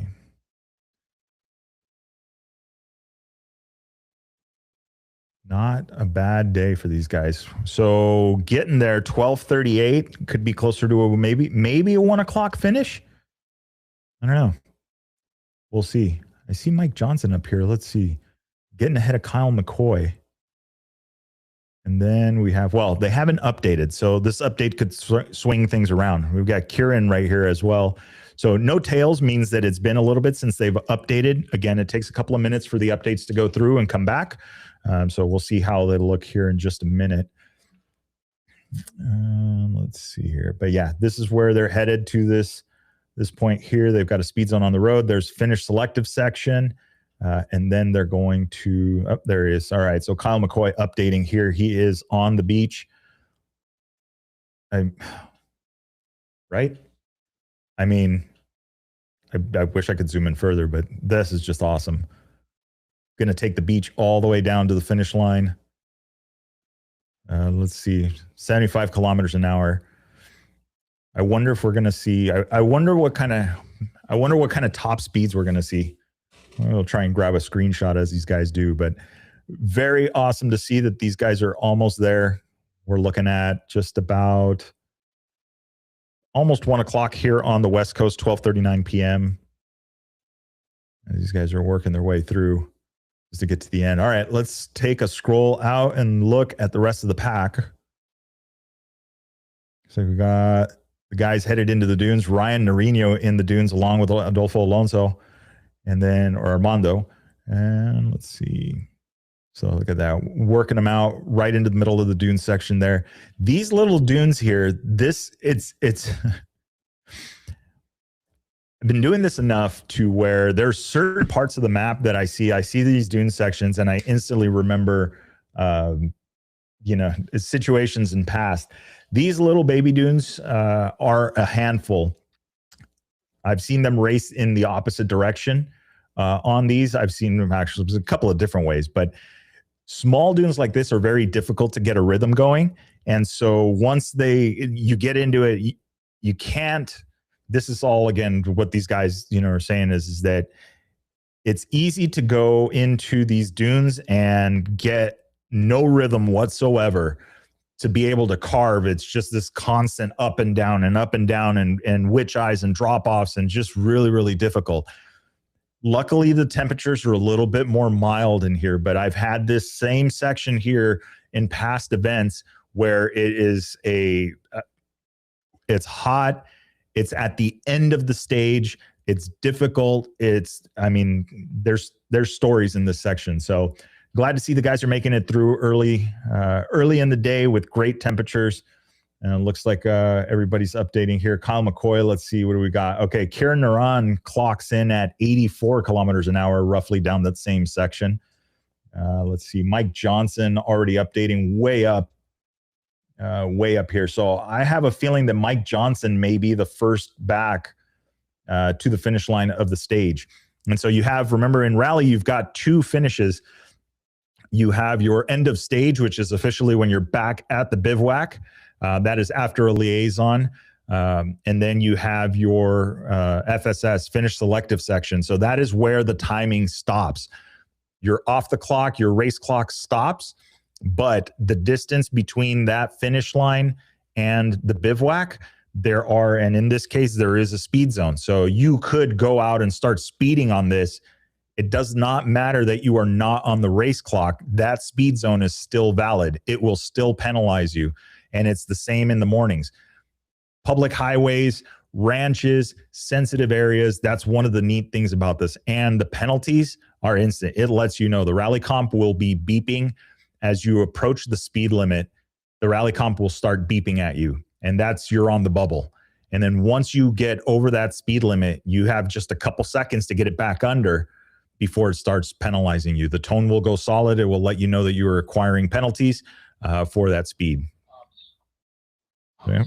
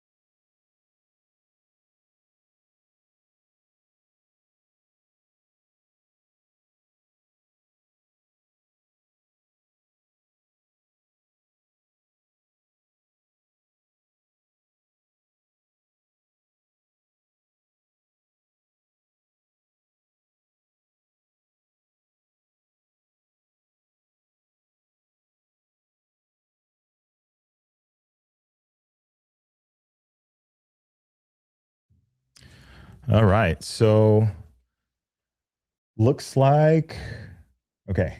Riders handled and all that. All right. What is the question? Chasing waypoints. What is the average speed difference between the pro moto guys and the rally enduro guys? So let's put that one. That's a good. What is the average speed difference between the pro moto guys and the rally enduro guys? Well, let's see if we can do some math here. All of the pro moto guys. Well, you know that's a really good question, and because just looking at, you know, let me see if this will hot switch over into this. It did. So let's take a quick look at these. Again, these are provisional. These are just numbers on the board, no penalties. But if we take a look, you have all of the pro moto guys up top here, and we could just look at one of these checkpoints. We'll look at check 2. 49 minutes for the fastest moto through check 2 in pro moto. Rally enduro was 49 minutes and 36 seconds. Now, these are moving around because they're always sorting by the total time over here. But to kind of give you an idea, like the top guys in the rally enduro class are not going to be far behind the top guys in the pro moto class. It's the nature of it. Now, when you talk about the pool or the field itself, the rally enduro guys are going to tend to have the broader spectrum. You're going to have a couple of the hot shots guys that are like, these guys next year will be pro moto. They're going to be in that class, but then you're going to have the vast majority.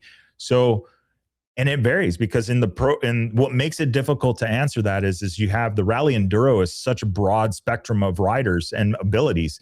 So you have it's the catch-all. You've got the dual sport rider that's just out there I've had guys literally tell me that they were stopping constantly just to take pictures because of the areas that they were in. Now, I get it. So it makes it tough. But I mean, you could probably say a good 15, 20, maybe even 30 kilometer per hour difference.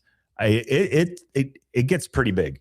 That's the class. Now the average speed up front. Yeah. If it's a fast stage and tell you what, when we get into the next stages, as the temperatures warm up, people will either not be stopping. There will be more fatigue. There will be a mix there.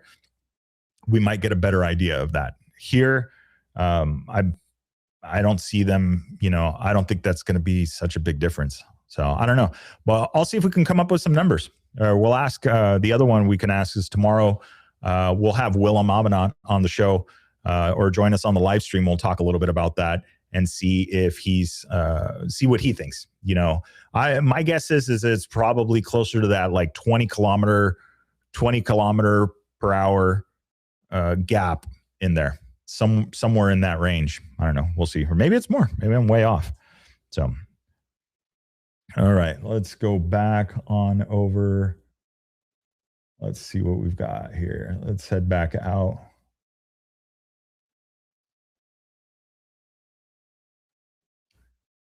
All right. We got riders. We got riders at the finish. Looks like we've got both Kyle McCoy and Mike Johnson finishing up the stage. So very well done on those guys there. Let's see here. We're going to hit the refresh button. Okay, so what it looks like, actually, Kieran Naran has also finished the stage already. Wow. All right. So we see guys stacking up here. So you've got Kieran Naran unofficially, 3 hours, 27 minutes and 8 seconds. 3:37 for Mike Johnson, finishing 10 minutes back. Kyle McCoy finishing 3:40 and 24 seconds. So again, this is before any kind of penalties or any of that. Literally, I know you guys are watching the screen. So here's the finish line. And then here is the start of the speed zone right there. So riders will leave. They'll get onto the speed zone. As they approach it, they're going to get a warning to let them know. And then let's see, we could probably figure out what the speed limit is on that one. It is going to be...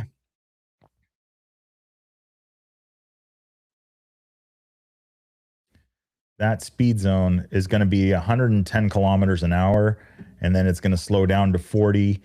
Let's see, it slows down to 40 a little ways here as they get into town. So here's an interesting one, right? You're going to go through this. You're going to get into a town 40 kilometers later, and it's going to tell you to slow down right here. So you get into, this is a stop, but I want you to kind of visualize this with me, and so you can see how this could be very tricky. They're coming over here from the left side of the screen. If this was coming from this side or from the right of this, and you're coming down this road and you're doing 110 kilometers an hour, and then you have to slow down to 40 kilometers an hour right here, and you don't know this or you lose track, you're going to be at, what is that? 40, 60, 70 kilometers an hour over the speed limit. And you're going to have, if you miss this entry, you've got 200 meters to slow it down to this. And then you have this plus maybe 2 seconds to get it under. So you want to talk about getting a penalty? That's where it happens. So, all right, let's see. We got the, all right, first bike. All right, cool. That's official from the staff on the ground that the first bike is at the finish line.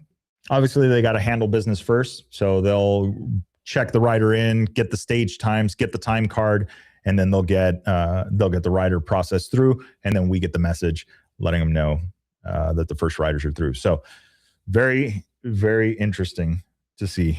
I mean, this could be, like I said, and this particular section isn't on the clock.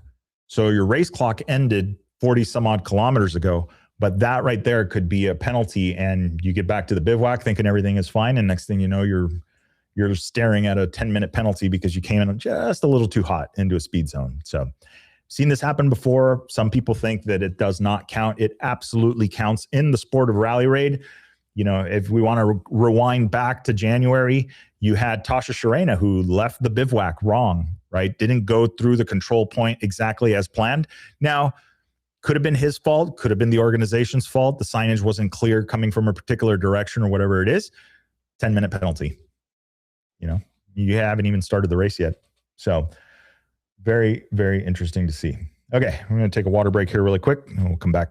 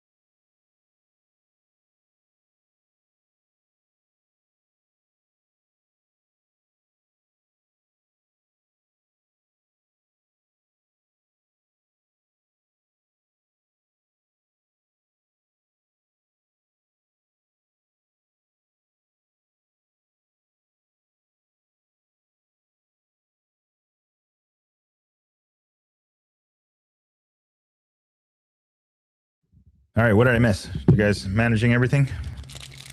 Anything I need to know? All right, let's see here. Let's get back to it. How do we open this back up here? There we go. All right, so looks like we've got guys finishing up. Staff is on their way to go get some guys. And let's see here. Man, a little bit tougher of a day for Tim. First battery issue and now some fuel. Managing fuel is no joke in Rally Raid.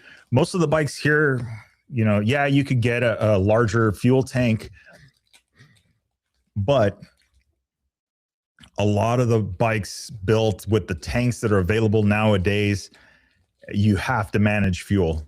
And if you have a little bit of an excursion or anything like that, yeah, it's going to be bad. This is me. Sorry, I'm going to eat on camera.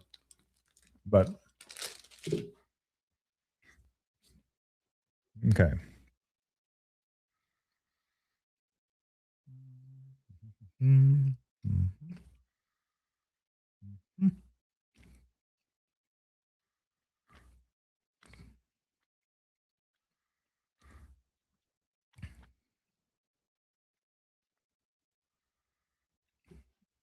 All right, let's send a message to Darren here.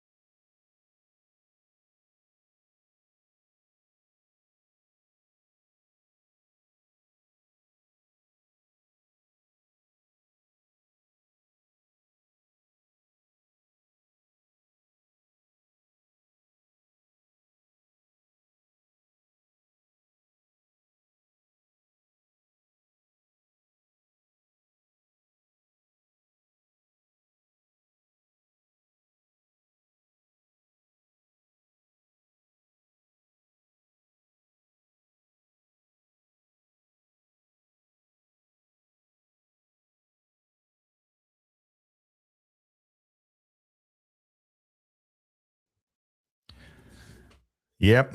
Yeah, I know. Man, it's been a little bit tough go.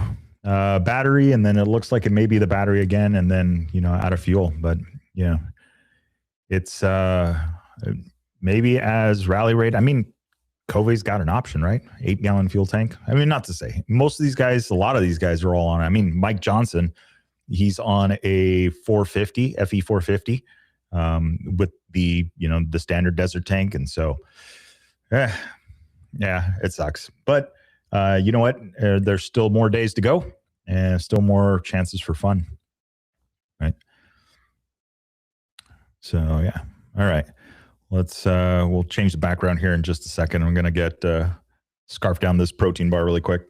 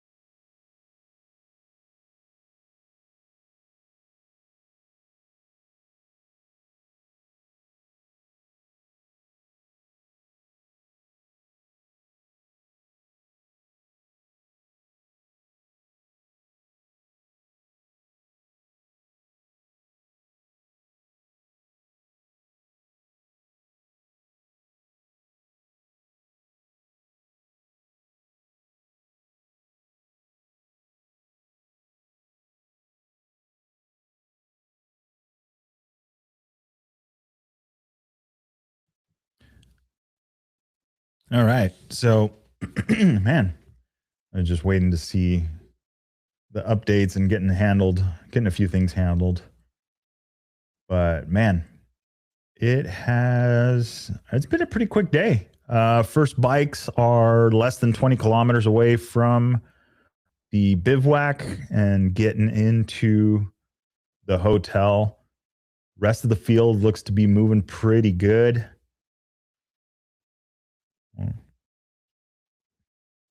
Let's see here. We've got a few guys on the highway heading in. Yeah. Let's get the rundown going here. Let me just go share the screen again. And let's go share, and then we go screen, and then we go window. All right, here we go. I'm just going to share that one. Talking through it. We've got all our riders over here on the left, but let's grow the map. There we go. Okay. Looks like we've got the airport. All right, let's head on back here. So headed back up the highway, Ryan Norino. So again, these pings, he just pinged. Not sure how long ago Kyle McCoy pinged, but should be within that. So you got Ryan Norino, Kyle McCoy, all headed. You've got Kieran Naran going to be one of those guys, 2 headed in. You got a really big solar field. Then you've got Mike Johnson as well. So that's that lead group. Looks like we've got some real estate before we get to the next group. We've got the brothers, Armando and Alonso. All right. And then, sorry, that's Armando and Adolfo. Let's get those guys. Threw me for a loop on the, I got to remember who's who. Adolfo is they're in alphabetical. Adolfo is number 2 and Armando is number 6. And they're brothers, and they're literally all their initials are the same. So makes it a little tricky for the results. Got to be careful with that one. All right. And then we've got Mason, and then we've got Hector Guerrero coming in. Oh, he's a good guy. He's got some motorcycles. He's got a pretty cool collection. All right. And we move further back. We've got the actual finish line. And then we have Mount Lube there, working to finish up. Skagen. Oops, somebody just jumped across the screen here. Looks like Rao is there.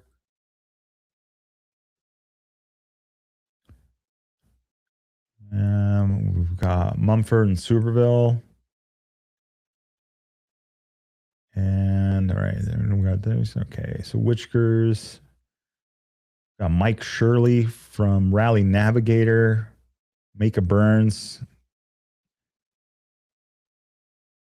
A little bit of a gap there. Jorge Cano there. Scott Thornton. Turi. Then Olaf Sundstrom. CJ King making it happen. Working his way through the dunes. Now, this is something we can talk about briefly here. So going through this dune section, you're looking at is basically an HP. So leaving this waypoint, they'll give you a direction, compass heading, and say, okay, now head this way. Ops, you copy, Ryan? Yep, duty calls.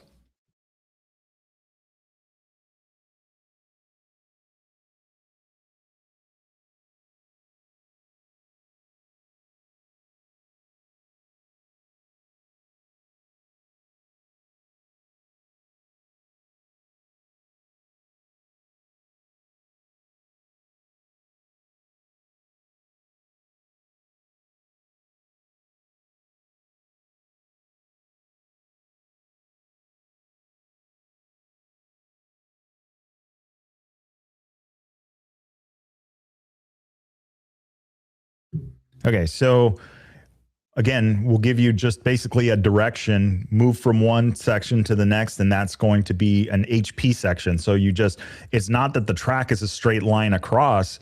It's rather that's just once you arrive at this section, and it could have been from back here. There may be a road.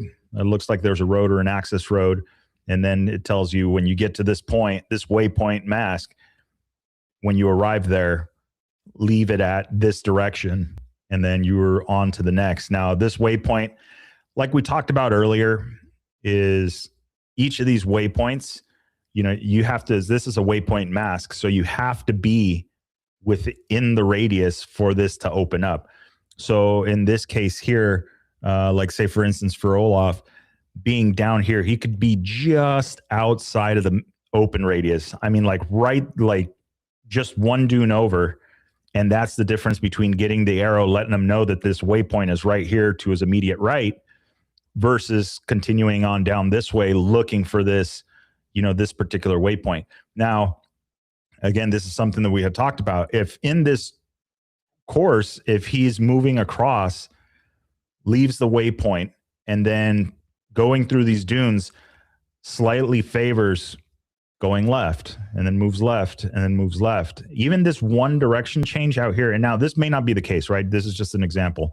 But if way back here, he decided to make a left pretty harsh and then just continued on it, but then had that slight, that slight fade, the further we go down, the further we get away from that direction change, the bigger the difference is from the waypoint to where your actual location is. So this gets really interesting. Now, some of these waypoints will have a really big open radius. Actually, I could find that out here in just a sec. That is 180. So according to the road book, waypoint 180 for you guys is...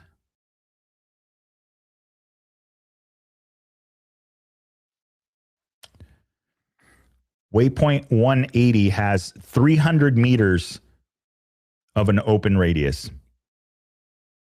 So you have to be within 300 meters of this in order to figure out, in order to get the arrow to let you know where the waypoint is. So if we measure it across to where he's at, we're at 70 meters. So definitely within the range there. If we go further out, that puts us at 150 meters radius. And so it looks like right about here. So there's 300 meters. So you have to be within this. Basically, if you were to take this and sweep it all the way around within this circle, that's where you got to be in order to try and get that arrow. So that's a pretty big margin of error there. I mean, you can miss this by a ways, but you definitely, obviously, now if you get all the way over here, say you somehow like get it the wrong one, come at this from one side, you come at it from another side. Now all of a sudden that arrow is going to open up and it's going to point. Say if you caught it way down here, that arrow is going to open up and it's going to be to your immediate right. So you have to be paying attention to that. When you get into that make radius, the rally comp will alert you that you've gotten into that open radius, but then you've got to be paying attention. Okay, which way do I need to go? Now that I'm in the ballpark, where do I go? So that's where it can be, it can be dangerous. Now, something like that, again, if you took off and you waited a little bit too long to make your direction change after this, or if you made it early, because the other side of this is you have, for that particular waypoint, you have to be within 50 meters to make it. So let's measure that again. So if you've got 50 meters, you've got to be, there's 30, there's 40, there's 50. So you have to be within this radius that you see there on screen. You got to be within that radius in order to actually make it. And so you can get that arrow and then spend time looking for it, thinking, okay, well, I'm almost there. And you just keep missing it just by a little bit. Now, I did see this happen at the World. Black 9 is fueled and running again, continuing on towards fuel. Copy that. Rider number 9 underway. And so you had competitors at the event basically rounding the corner and getting really close to the waypoint, but not actually validating it. And so that obviously created an issue. And the heartbreaking part of it is that once you do the scoring on it, now all of a sudden you're looking at it and you see the circle, right? I see the circle, and these guys are like, eh. And then you zoom in and you measure the distance, and they're literally missing it by feet. Well, the problem is you can't give it to them. So give me a sec.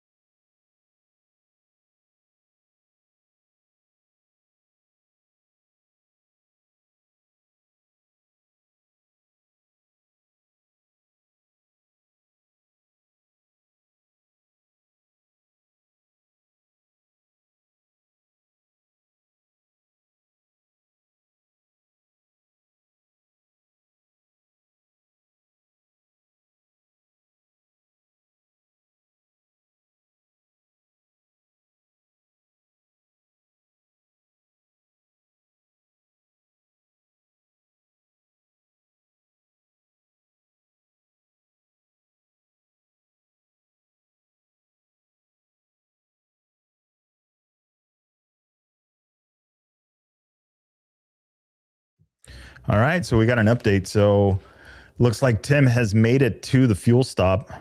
Man, hard fought battling that bike. Fuel, and now it looks like was a battery. So we'll see how it's doing if he decides to continue on that one. But yeah, and then that dune section looking like a little bit of a handful. The vehicles are working their way through it, or getting ready to work their way through it. A couple on this side, and then they get into the dunes. So I've seen this before, kind of a different strategy through this. Again, this dune section, it's been used in different iterations, and that's what's kind of cool about HP. This whole thing is a blank canvas. I mean, you could literally send people and make 10 waypoints in there and drive them absolutely nuts. But coming through this section, I've seen people take it more from the outside, and especially when the waypoints get a little bit closer to the edges, you can see that there are roads here from the satellite side of it. Now, you may, unless you are very familiar with this area, you may not know that these roads either exist or if they're even going to take you where you want. But when you look at it from here, yeah, of course, it looks super simple that you can stick to the edges, get on those solid roads, and then just jump in and grab that waypoint when you need to, and then jump back out. It's definitely a risk for navigation. You will probably end up just backing yourself into a corner, having to open a waypoint, take on that penalty just to continue on. So it's definitely a gamble, and especially for the vehicles. If you get vehicles, there is a 2-wheel drive entry running this. So yeah, that could prove a little bit difficult. But I mean, overall, everybody is moving still pretty good. The first guys are already have already arrived at the bivouac, and yeah, so we're winding down the day. We are going on 4 hours on this stream. I can already feel it in my voice. So not bad. We'll see what tomorrow. I'm curious to see tomorrow's route. I know it's going to be an early start. We got some heat going on. We'll probably just do the live stream, start that as the vehicles start taking off or competitors start taking off. Because yeah, it's looking good. I don't know. What do we think? Let me refresh the. I got the call already. They are starting to work on the results and get that figured out. We've got some stuff going on with it, and we need to get everything dialed in. Man, got a lot going on. I'm looking at the times. I'm just trying to visualize and see what it looks like. But right now, unofficially, Kieran Naran laying down the fastest time, Mike Johnson second fastest, Kyle McCoy third fastest, Ryan Nerino finishing just off 6 minutes and less than 6 minutes off the podium for today's stage. So calm, smooth, fast, all that fun stuff. He's got some really good experienced guys in front of him. We just kind of hang on to their coattails for a little bit and see how it shakes loose. We have the Alonso Morales brothers, Adolfo and Armando. Armando taking that 5 spot, and Alonso taking that 6 spot. Provisionally, can't say that enough. Madlube in that number 7 spot, Luis Hernandez, and then Hector Guerrero. Mike Shirley, laying down the law. Fastest 4-wheel vehicle. Not bad. So these guys are all working their way to finish up. We've got a couple of guys going here. Our final guys are working their way through it. So we'll see what Tim decides to do. If he's going to push on through the stage. We know he's had some difficulties with the battery on that bike.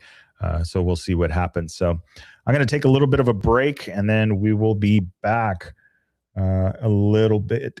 Want to get up, stretch the legs, walk around for a second, because, man, it's a long day already. All right.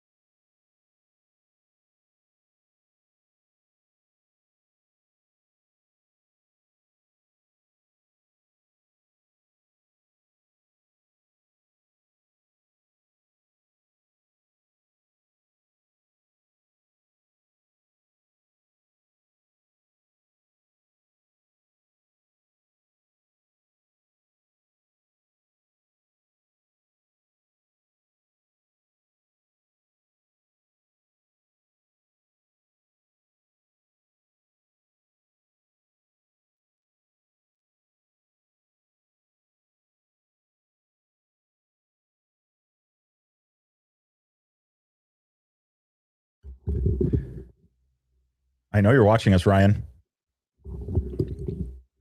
All right, let's see what we got here. Looks like we had a message come in really quick. Let me check that. All right, let's see what we got here.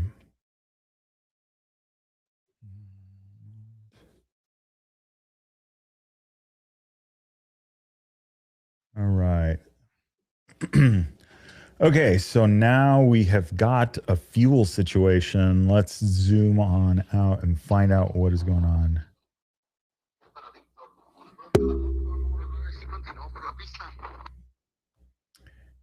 Precisamente en eso me agarraste. Estoy viendo ahorita.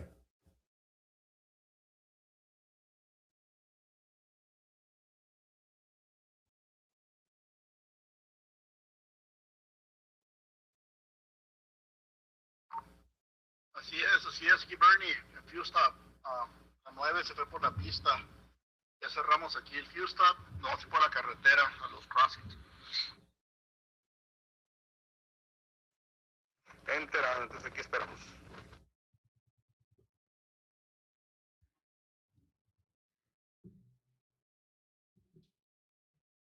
This is Victor.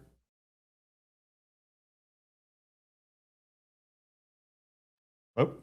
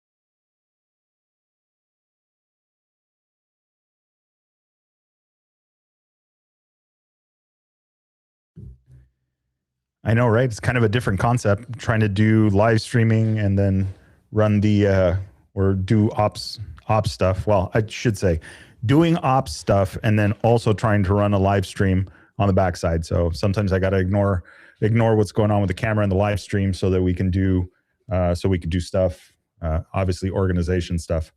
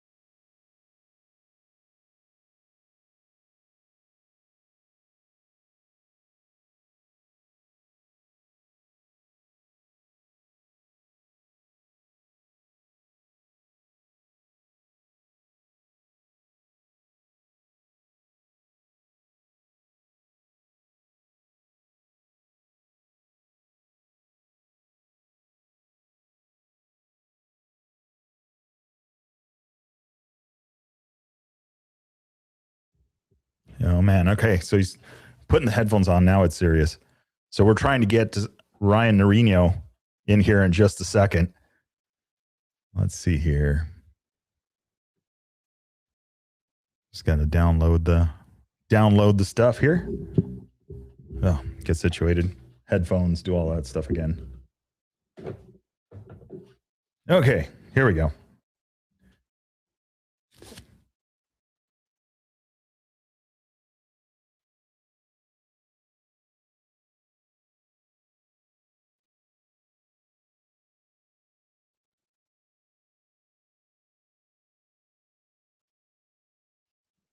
All right. Tony Norino. No, actually, we're actually working on talking to him here in just a second. Ryan Norino is in the lobby. We are going to let him in. Hello. All right. Am I Ryan, what's happening? Hi. I'm here. Let me see. I'm having trouble hearing you here. Hold on. Let's go over to the people side of this thing.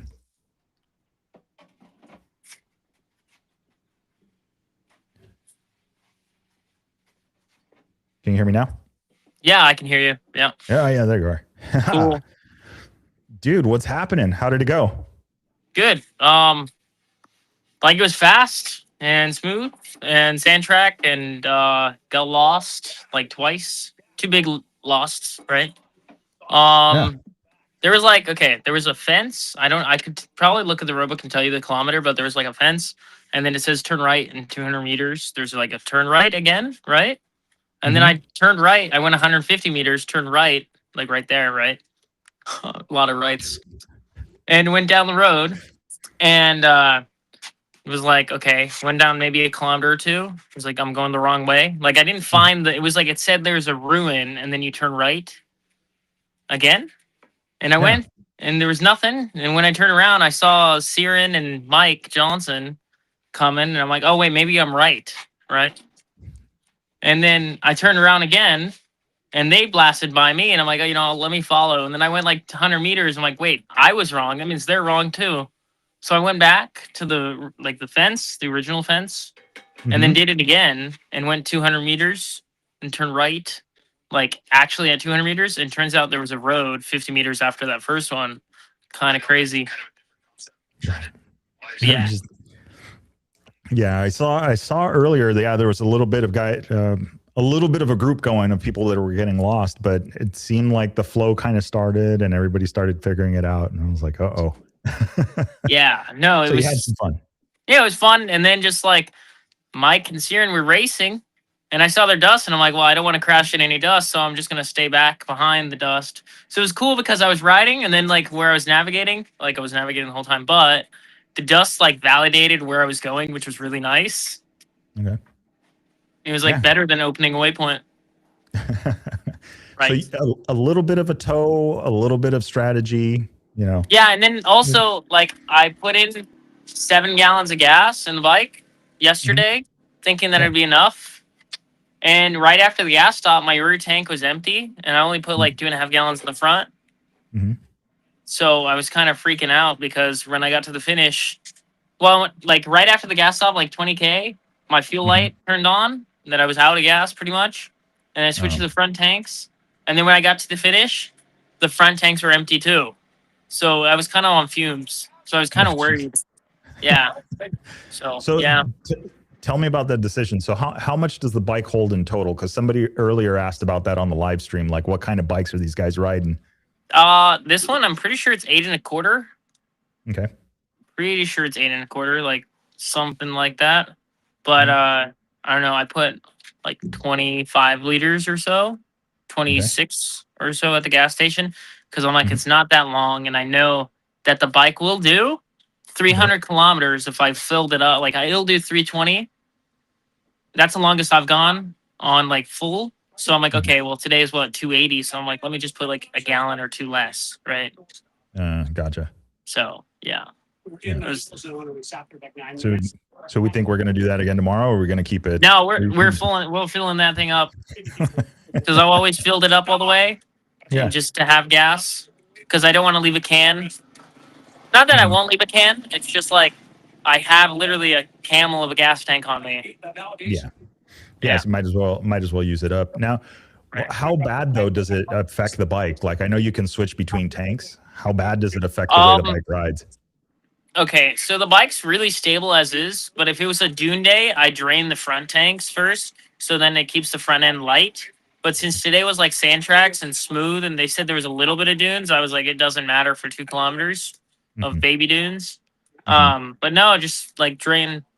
The bike's really stable. I'll go like 60, like usually I'll go 60 kilometers and then switch to the front tank, go 60 kilometers, and then another 60. I'll just do like every 60K, I'll switch to keep it like normal all the way through. Yeah. But it depends on the day. If it's a dune day, keep the front end light, feel the rear. Yeah, you have to kind of balance it and match. Yeah. You know. And it makes it easier, definitely, if you want to pick up the bike. Didn't drop the bike, didn't fall. Pretty happy about that. I was telling Dave Pearson, I'm like, hey, it's going to be a dual sport ride. And I think this is a good mentality because I don't get hurt and it's just fun. Like, it's cool. Well, interesting enough. So 7 pounds per gallon, 8 gallons. You're looking at 56 pounds total fuel that's going to hold. So that's yeah. So yeah, I'm sure it is lighter to pick up if you know. Yeah. A little like every pound counts, and then also I have a tank bag, which is good. So I put all my stuff in my tank bag, and so I don't have to carry anything on me. Nice. Keep, like lighter. Cold. What happened to Tim? He's been having a bit of a day between fuel and gas, between fuel and battery. But he's moving. Actually, that was him. Let me get back to him. Okay.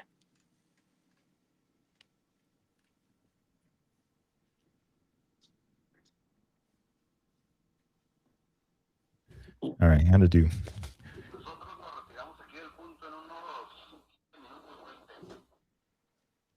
Okay, enterado 15-20. All right. So let's see, what do we got? So what was the, I mean, I know you got lost in that little section that was a little bit tricky, but how was the rest of the stuff? You guys had a gnarly beach run, huh? Yeah, it was cool. In the beach, I definitely slowed down. Like I wasn't going full gas because I was worried about my gas consumption. And I was also, I need to take care of my bike. So I'm not going to win anything by blowing it up. Yeah. So I went like 120 or 130K, I think, on the beach. Because I'm like, there's no reason to like stress the bike more than it needs to be. Yeah. And I was also thinking, I'm like, Searan is in front of me, and I'm pretty sure he's not on the Road to Dakar sign up thing. So I was like, okay, well, I'm not racing him. And then Mike Johnson, he's not doing it too. And I'm like, okay, well, like there's no race, there's nothing for me to gain, really, right? I've got it right here. I don't know if you can see Who's it. on it? Is Searan on it? No. Ah, there we go. It's the Dakar drink. Dude, you should know this. Come on. You should have these guys memorized. CJ King, Ryan Norino, Adolfo Alonso, Armando Alonso, Ladisao, Christoph, Timur, and Alexis. What is Dakar Dreams for you? What's the you guys get some money out of it, right? Like 10K or something like that? It's 10K, which would be good just like because everything's so expensive, right? For Dakar. So it would just be really helpful. And it could be good assistance to like get there. Yeah. And yeah. Well, literally, It's I mean, just, that's like, like weight almost off the cost of shoulder. the plane tickets. Exactly, right? Yeah. Yeah. But So cool. everything counts. All right. So you're in the bivouac. What's next? What are you doing to the bike? What are you doing to yourself? What's the plan? What am I doing myself? I'm gonna shower. I'm gonna put some shorts on. I'm gonna take the tanks off my bike. Because it's so funny, my start button stopped working the second I got into the bivouac when I turned my handlebars one way. So I'm figuring out why my start button is being weird. I think it's just a connection, like maybe like Somewhere in the I harness. don't know, somewhere there, right? Mhm. But I'm just gonna do an oil change and then make sure everything's tight, change air filter, and then Nice. the tires look really good and the bib mousses feel good. So I'm probably gonna leave it for tomorrow. Nice. So yeah, be good. What did can we talk tire choices? Because I know at Sonora you were talking about Michelin, or did you go with your special recipe secret sauce Ryan Norino stuff? No, I got I was riding with this guy, Merlin Cormier. Yeah. And he was like, he had this golden tire GT333, and I really liked how it looked, and it like he was doing good in the sand because there's a good scoop on it, kind of, and it like looks good for rocks. Okay. So I'm running that in the rear, and then I really like the Michelin Enduro medium in the front, but then I saw the golden tire, like I think it's a 216, and it's similar to an Enduro medium. So I was like, okay, I'm running that, and then I brought a MX-14 just to see. It depends how long a liaison is on stage 4 or 5, because if it's a short liaison, I'm using an MX-14. But if it's a long liaison, I'm not going to use it. Yeah. So yeah, I've heard stories on that one. The well, nice. Yeah, I love it. It's just terrible on pavement. Yeah.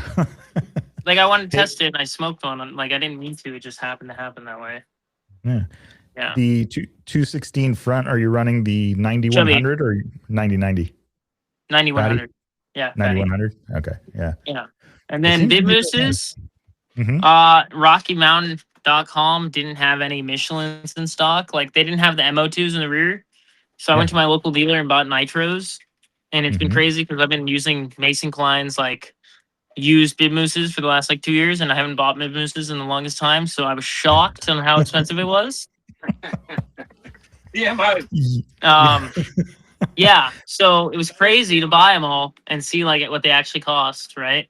And then before I put them in the tires, I cut them in half, and then I stuck like 6-inch chunks in them, and it actually is great because last year at Sonora, Brian Peterson gave me a nitro mousse, and on that stage 4, that thing was smoked after that liaison. Like they come like obviously they're new, but they're just like they don't last on pavement. Yeah. So then I also put 4 tubes of mousse lube in them, so a bunch of lube. You know, it's like a Diddy party kind of. Now. Yeah. But nice, dude. I mean, that's it. You know, it's interesting. I noticed that I put them on my Cove and I rode it around the street, and I had ridden mousses on it before. Now, I know they feel weird for guys that don't normally ride like me, but it just did really seem like it was a little bit flat. And then I saw you stuffing a brand new mousse. I'm like, oh, maybe I missed it.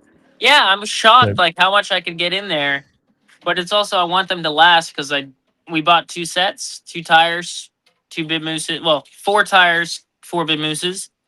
Mhm. Just like I want them to last because I've got a lawnmower for free like a couple weeks ago. Fixed it up, sold it for $600. That's what paid for Nice. half my tires, so it's pretty cool. And then All American Rally Raid paid for the rest. Pretty cool. Yeah. Nice. Yeah, you guys are down there. Dad's down there. I know. I've seen him Yeah. walking around already. He's clean. He made me like a taco. It's pretty cool. And now he made me some Greek yogurt and blueberries. There you Which go. is good. That- Yeah. yeah, replace some of the protein and get ready for Oh, yeah. another day. It's Yeah. gonna be hot tomorrow. What do you ready for that? Regarding heat, I carry my 3-liter Camelback in my airbag, and then my jacket. I have a 750cc like little Camelback that I Mhm. put a electrolyte in, just because it's Okay. nice. Yeah. But because the thing is, I like water, and people put all this sugar stuff in the water, and then it tastes like crap when you actually want water. Yes. Like it's just like I want water, but then if you have 2 bags, it works out pretty good. Mhm. I've also fell before, and I popped the bag, and then you're kind of toast, right? Yeah. So Not the that's fine. not the business. Yeah, Well, good. great, I know. cool. Nice. Well, cool. Well, enjoy your time off the bike. Hopefully the prep goes Yeah, fast. I can do oil change, and then just like cool. Yeah, I don't know, but yeah, cool. Get it ready. No, just make Thank it happen. you. I know you will. Yeah, absolutely. Enjoy and well done today. We'll be All right, keeping an thank eye you. on you. All right, man. Cool. All right, ciao, Say ciao. hi to everybody. Bye bye. All right, hasta Do I luego. press the X? No, I'll Okay. remove you. Oh, okay, cool.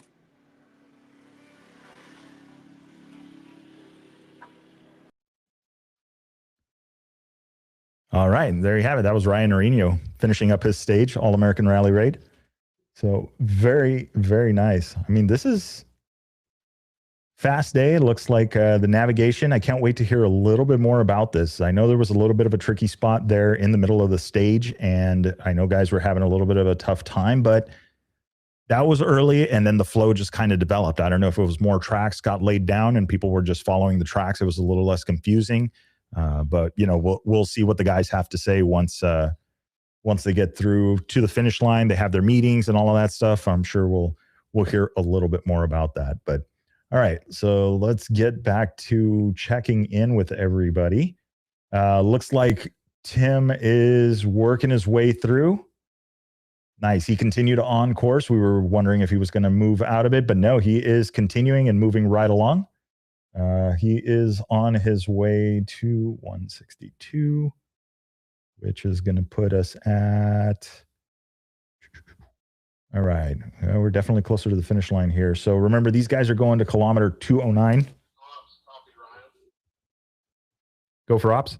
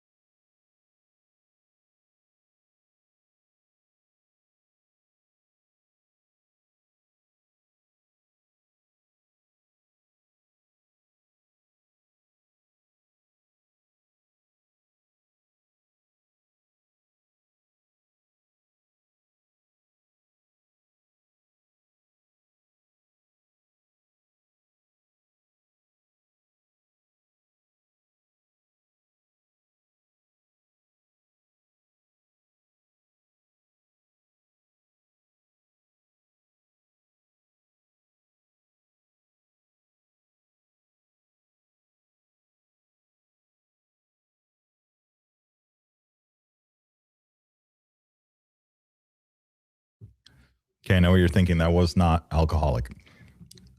Man, I don't know if I'm going to have a voice by the end of this. So, okay, so final riders, Tim Donnerworth,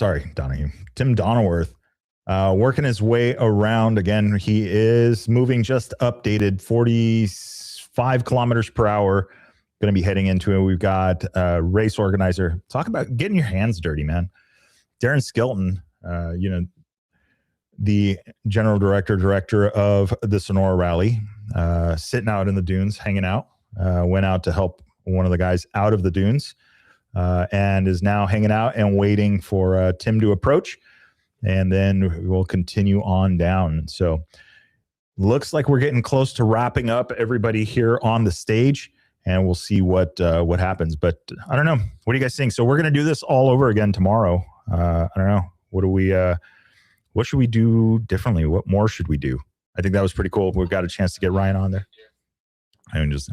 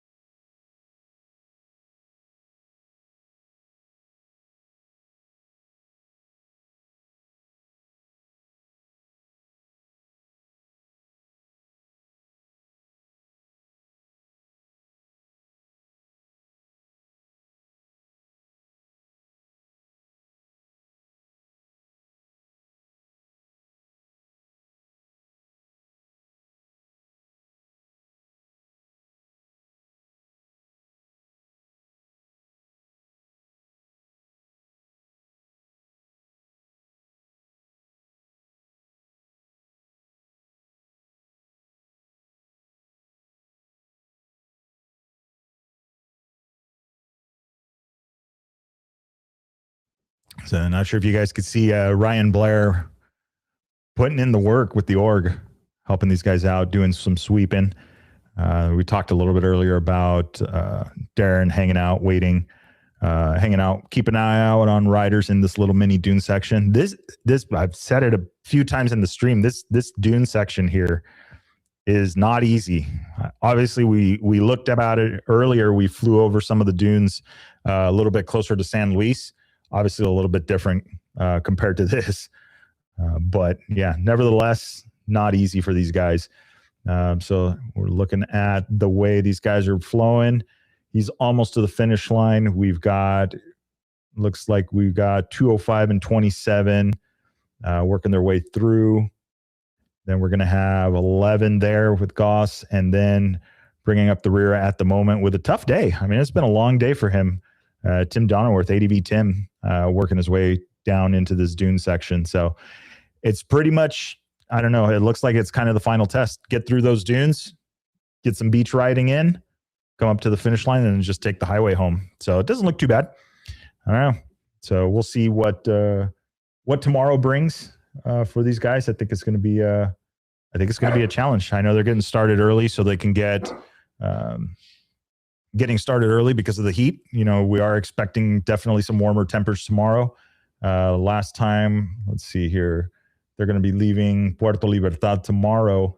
Let's see what the temperatures tomorrow are looking like. Yeah, see, midday tomorrow, we're looking at 88 into the 90s as they go inland from there. So we'll see how that shapes up. But man, it's going to be another long day for these guys. Not a lot of wind. It's interesting to see as the day progressed, the wind started to pick up a little bit over on the Baja Peninsula side of it and coming down, but nothing for these guys over here. So we'll see. It looked pretty windy where they were at at Puerto Libertad. Ryan, as he showed up and that, but yeah, 73, a little bit of some gusts in here. Doesn't look like it's very much, you know, that 0 to 6 mile an hour wind. So at least it'll keep things cool. Like I said, they're going to go inland tomorrow. We'll see what that looks like as it progresses. Man, we're getting ready. All right, so let's see. Let's take a look a little bit further up. Cool. Getting ready to wrap the day. So once Tim's across the finish line, that is the wrap. We've got to make sure everybody is done and accounted for. And it's been a day. Right now, we are sitting at 3:05 p.m. Sunset today for these guys is supposed to be at 6:40. So they've got a little bit over 3 hours left in sunlight. So should be fine. Should be enough time for these guys to do it, just to kind of get an idea where they're at. So if he's at waypoint 169, that's going to put him at kilometer 173 with the finish line being at 209. So 40-ish kilometers to go. 4 times 6, 24 miles. Not too bad. So cool. All right, let's see here. What we got to do next? We've got our tracking and stuff ready for tomorrow. Tell Big Tim G to get his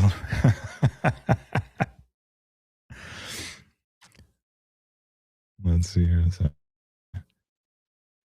I could send him a message to the unit, but I think he's got other stuff going on at the moment. So we'll see. But I mean, he hasn't been stopping. That's the biggest thing. You know, if you can keep the bike moving, keep the momentum going, it'll definitely move. In just a sec.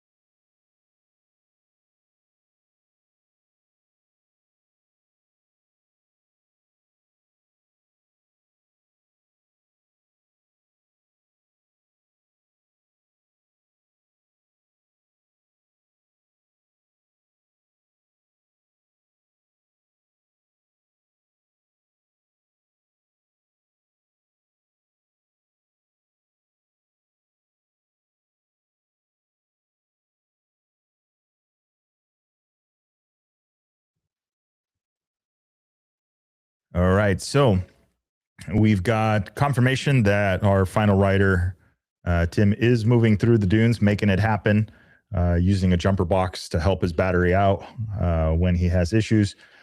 So we will see him through the end. But for now, we're going to shut down the live stream. We'll be back tomorrow with the start of the stage. So stage starts at 7 a.m. So I would expect us to be online right in and around that time. I will set it up once we have confirmation on when the bikes will be leaving.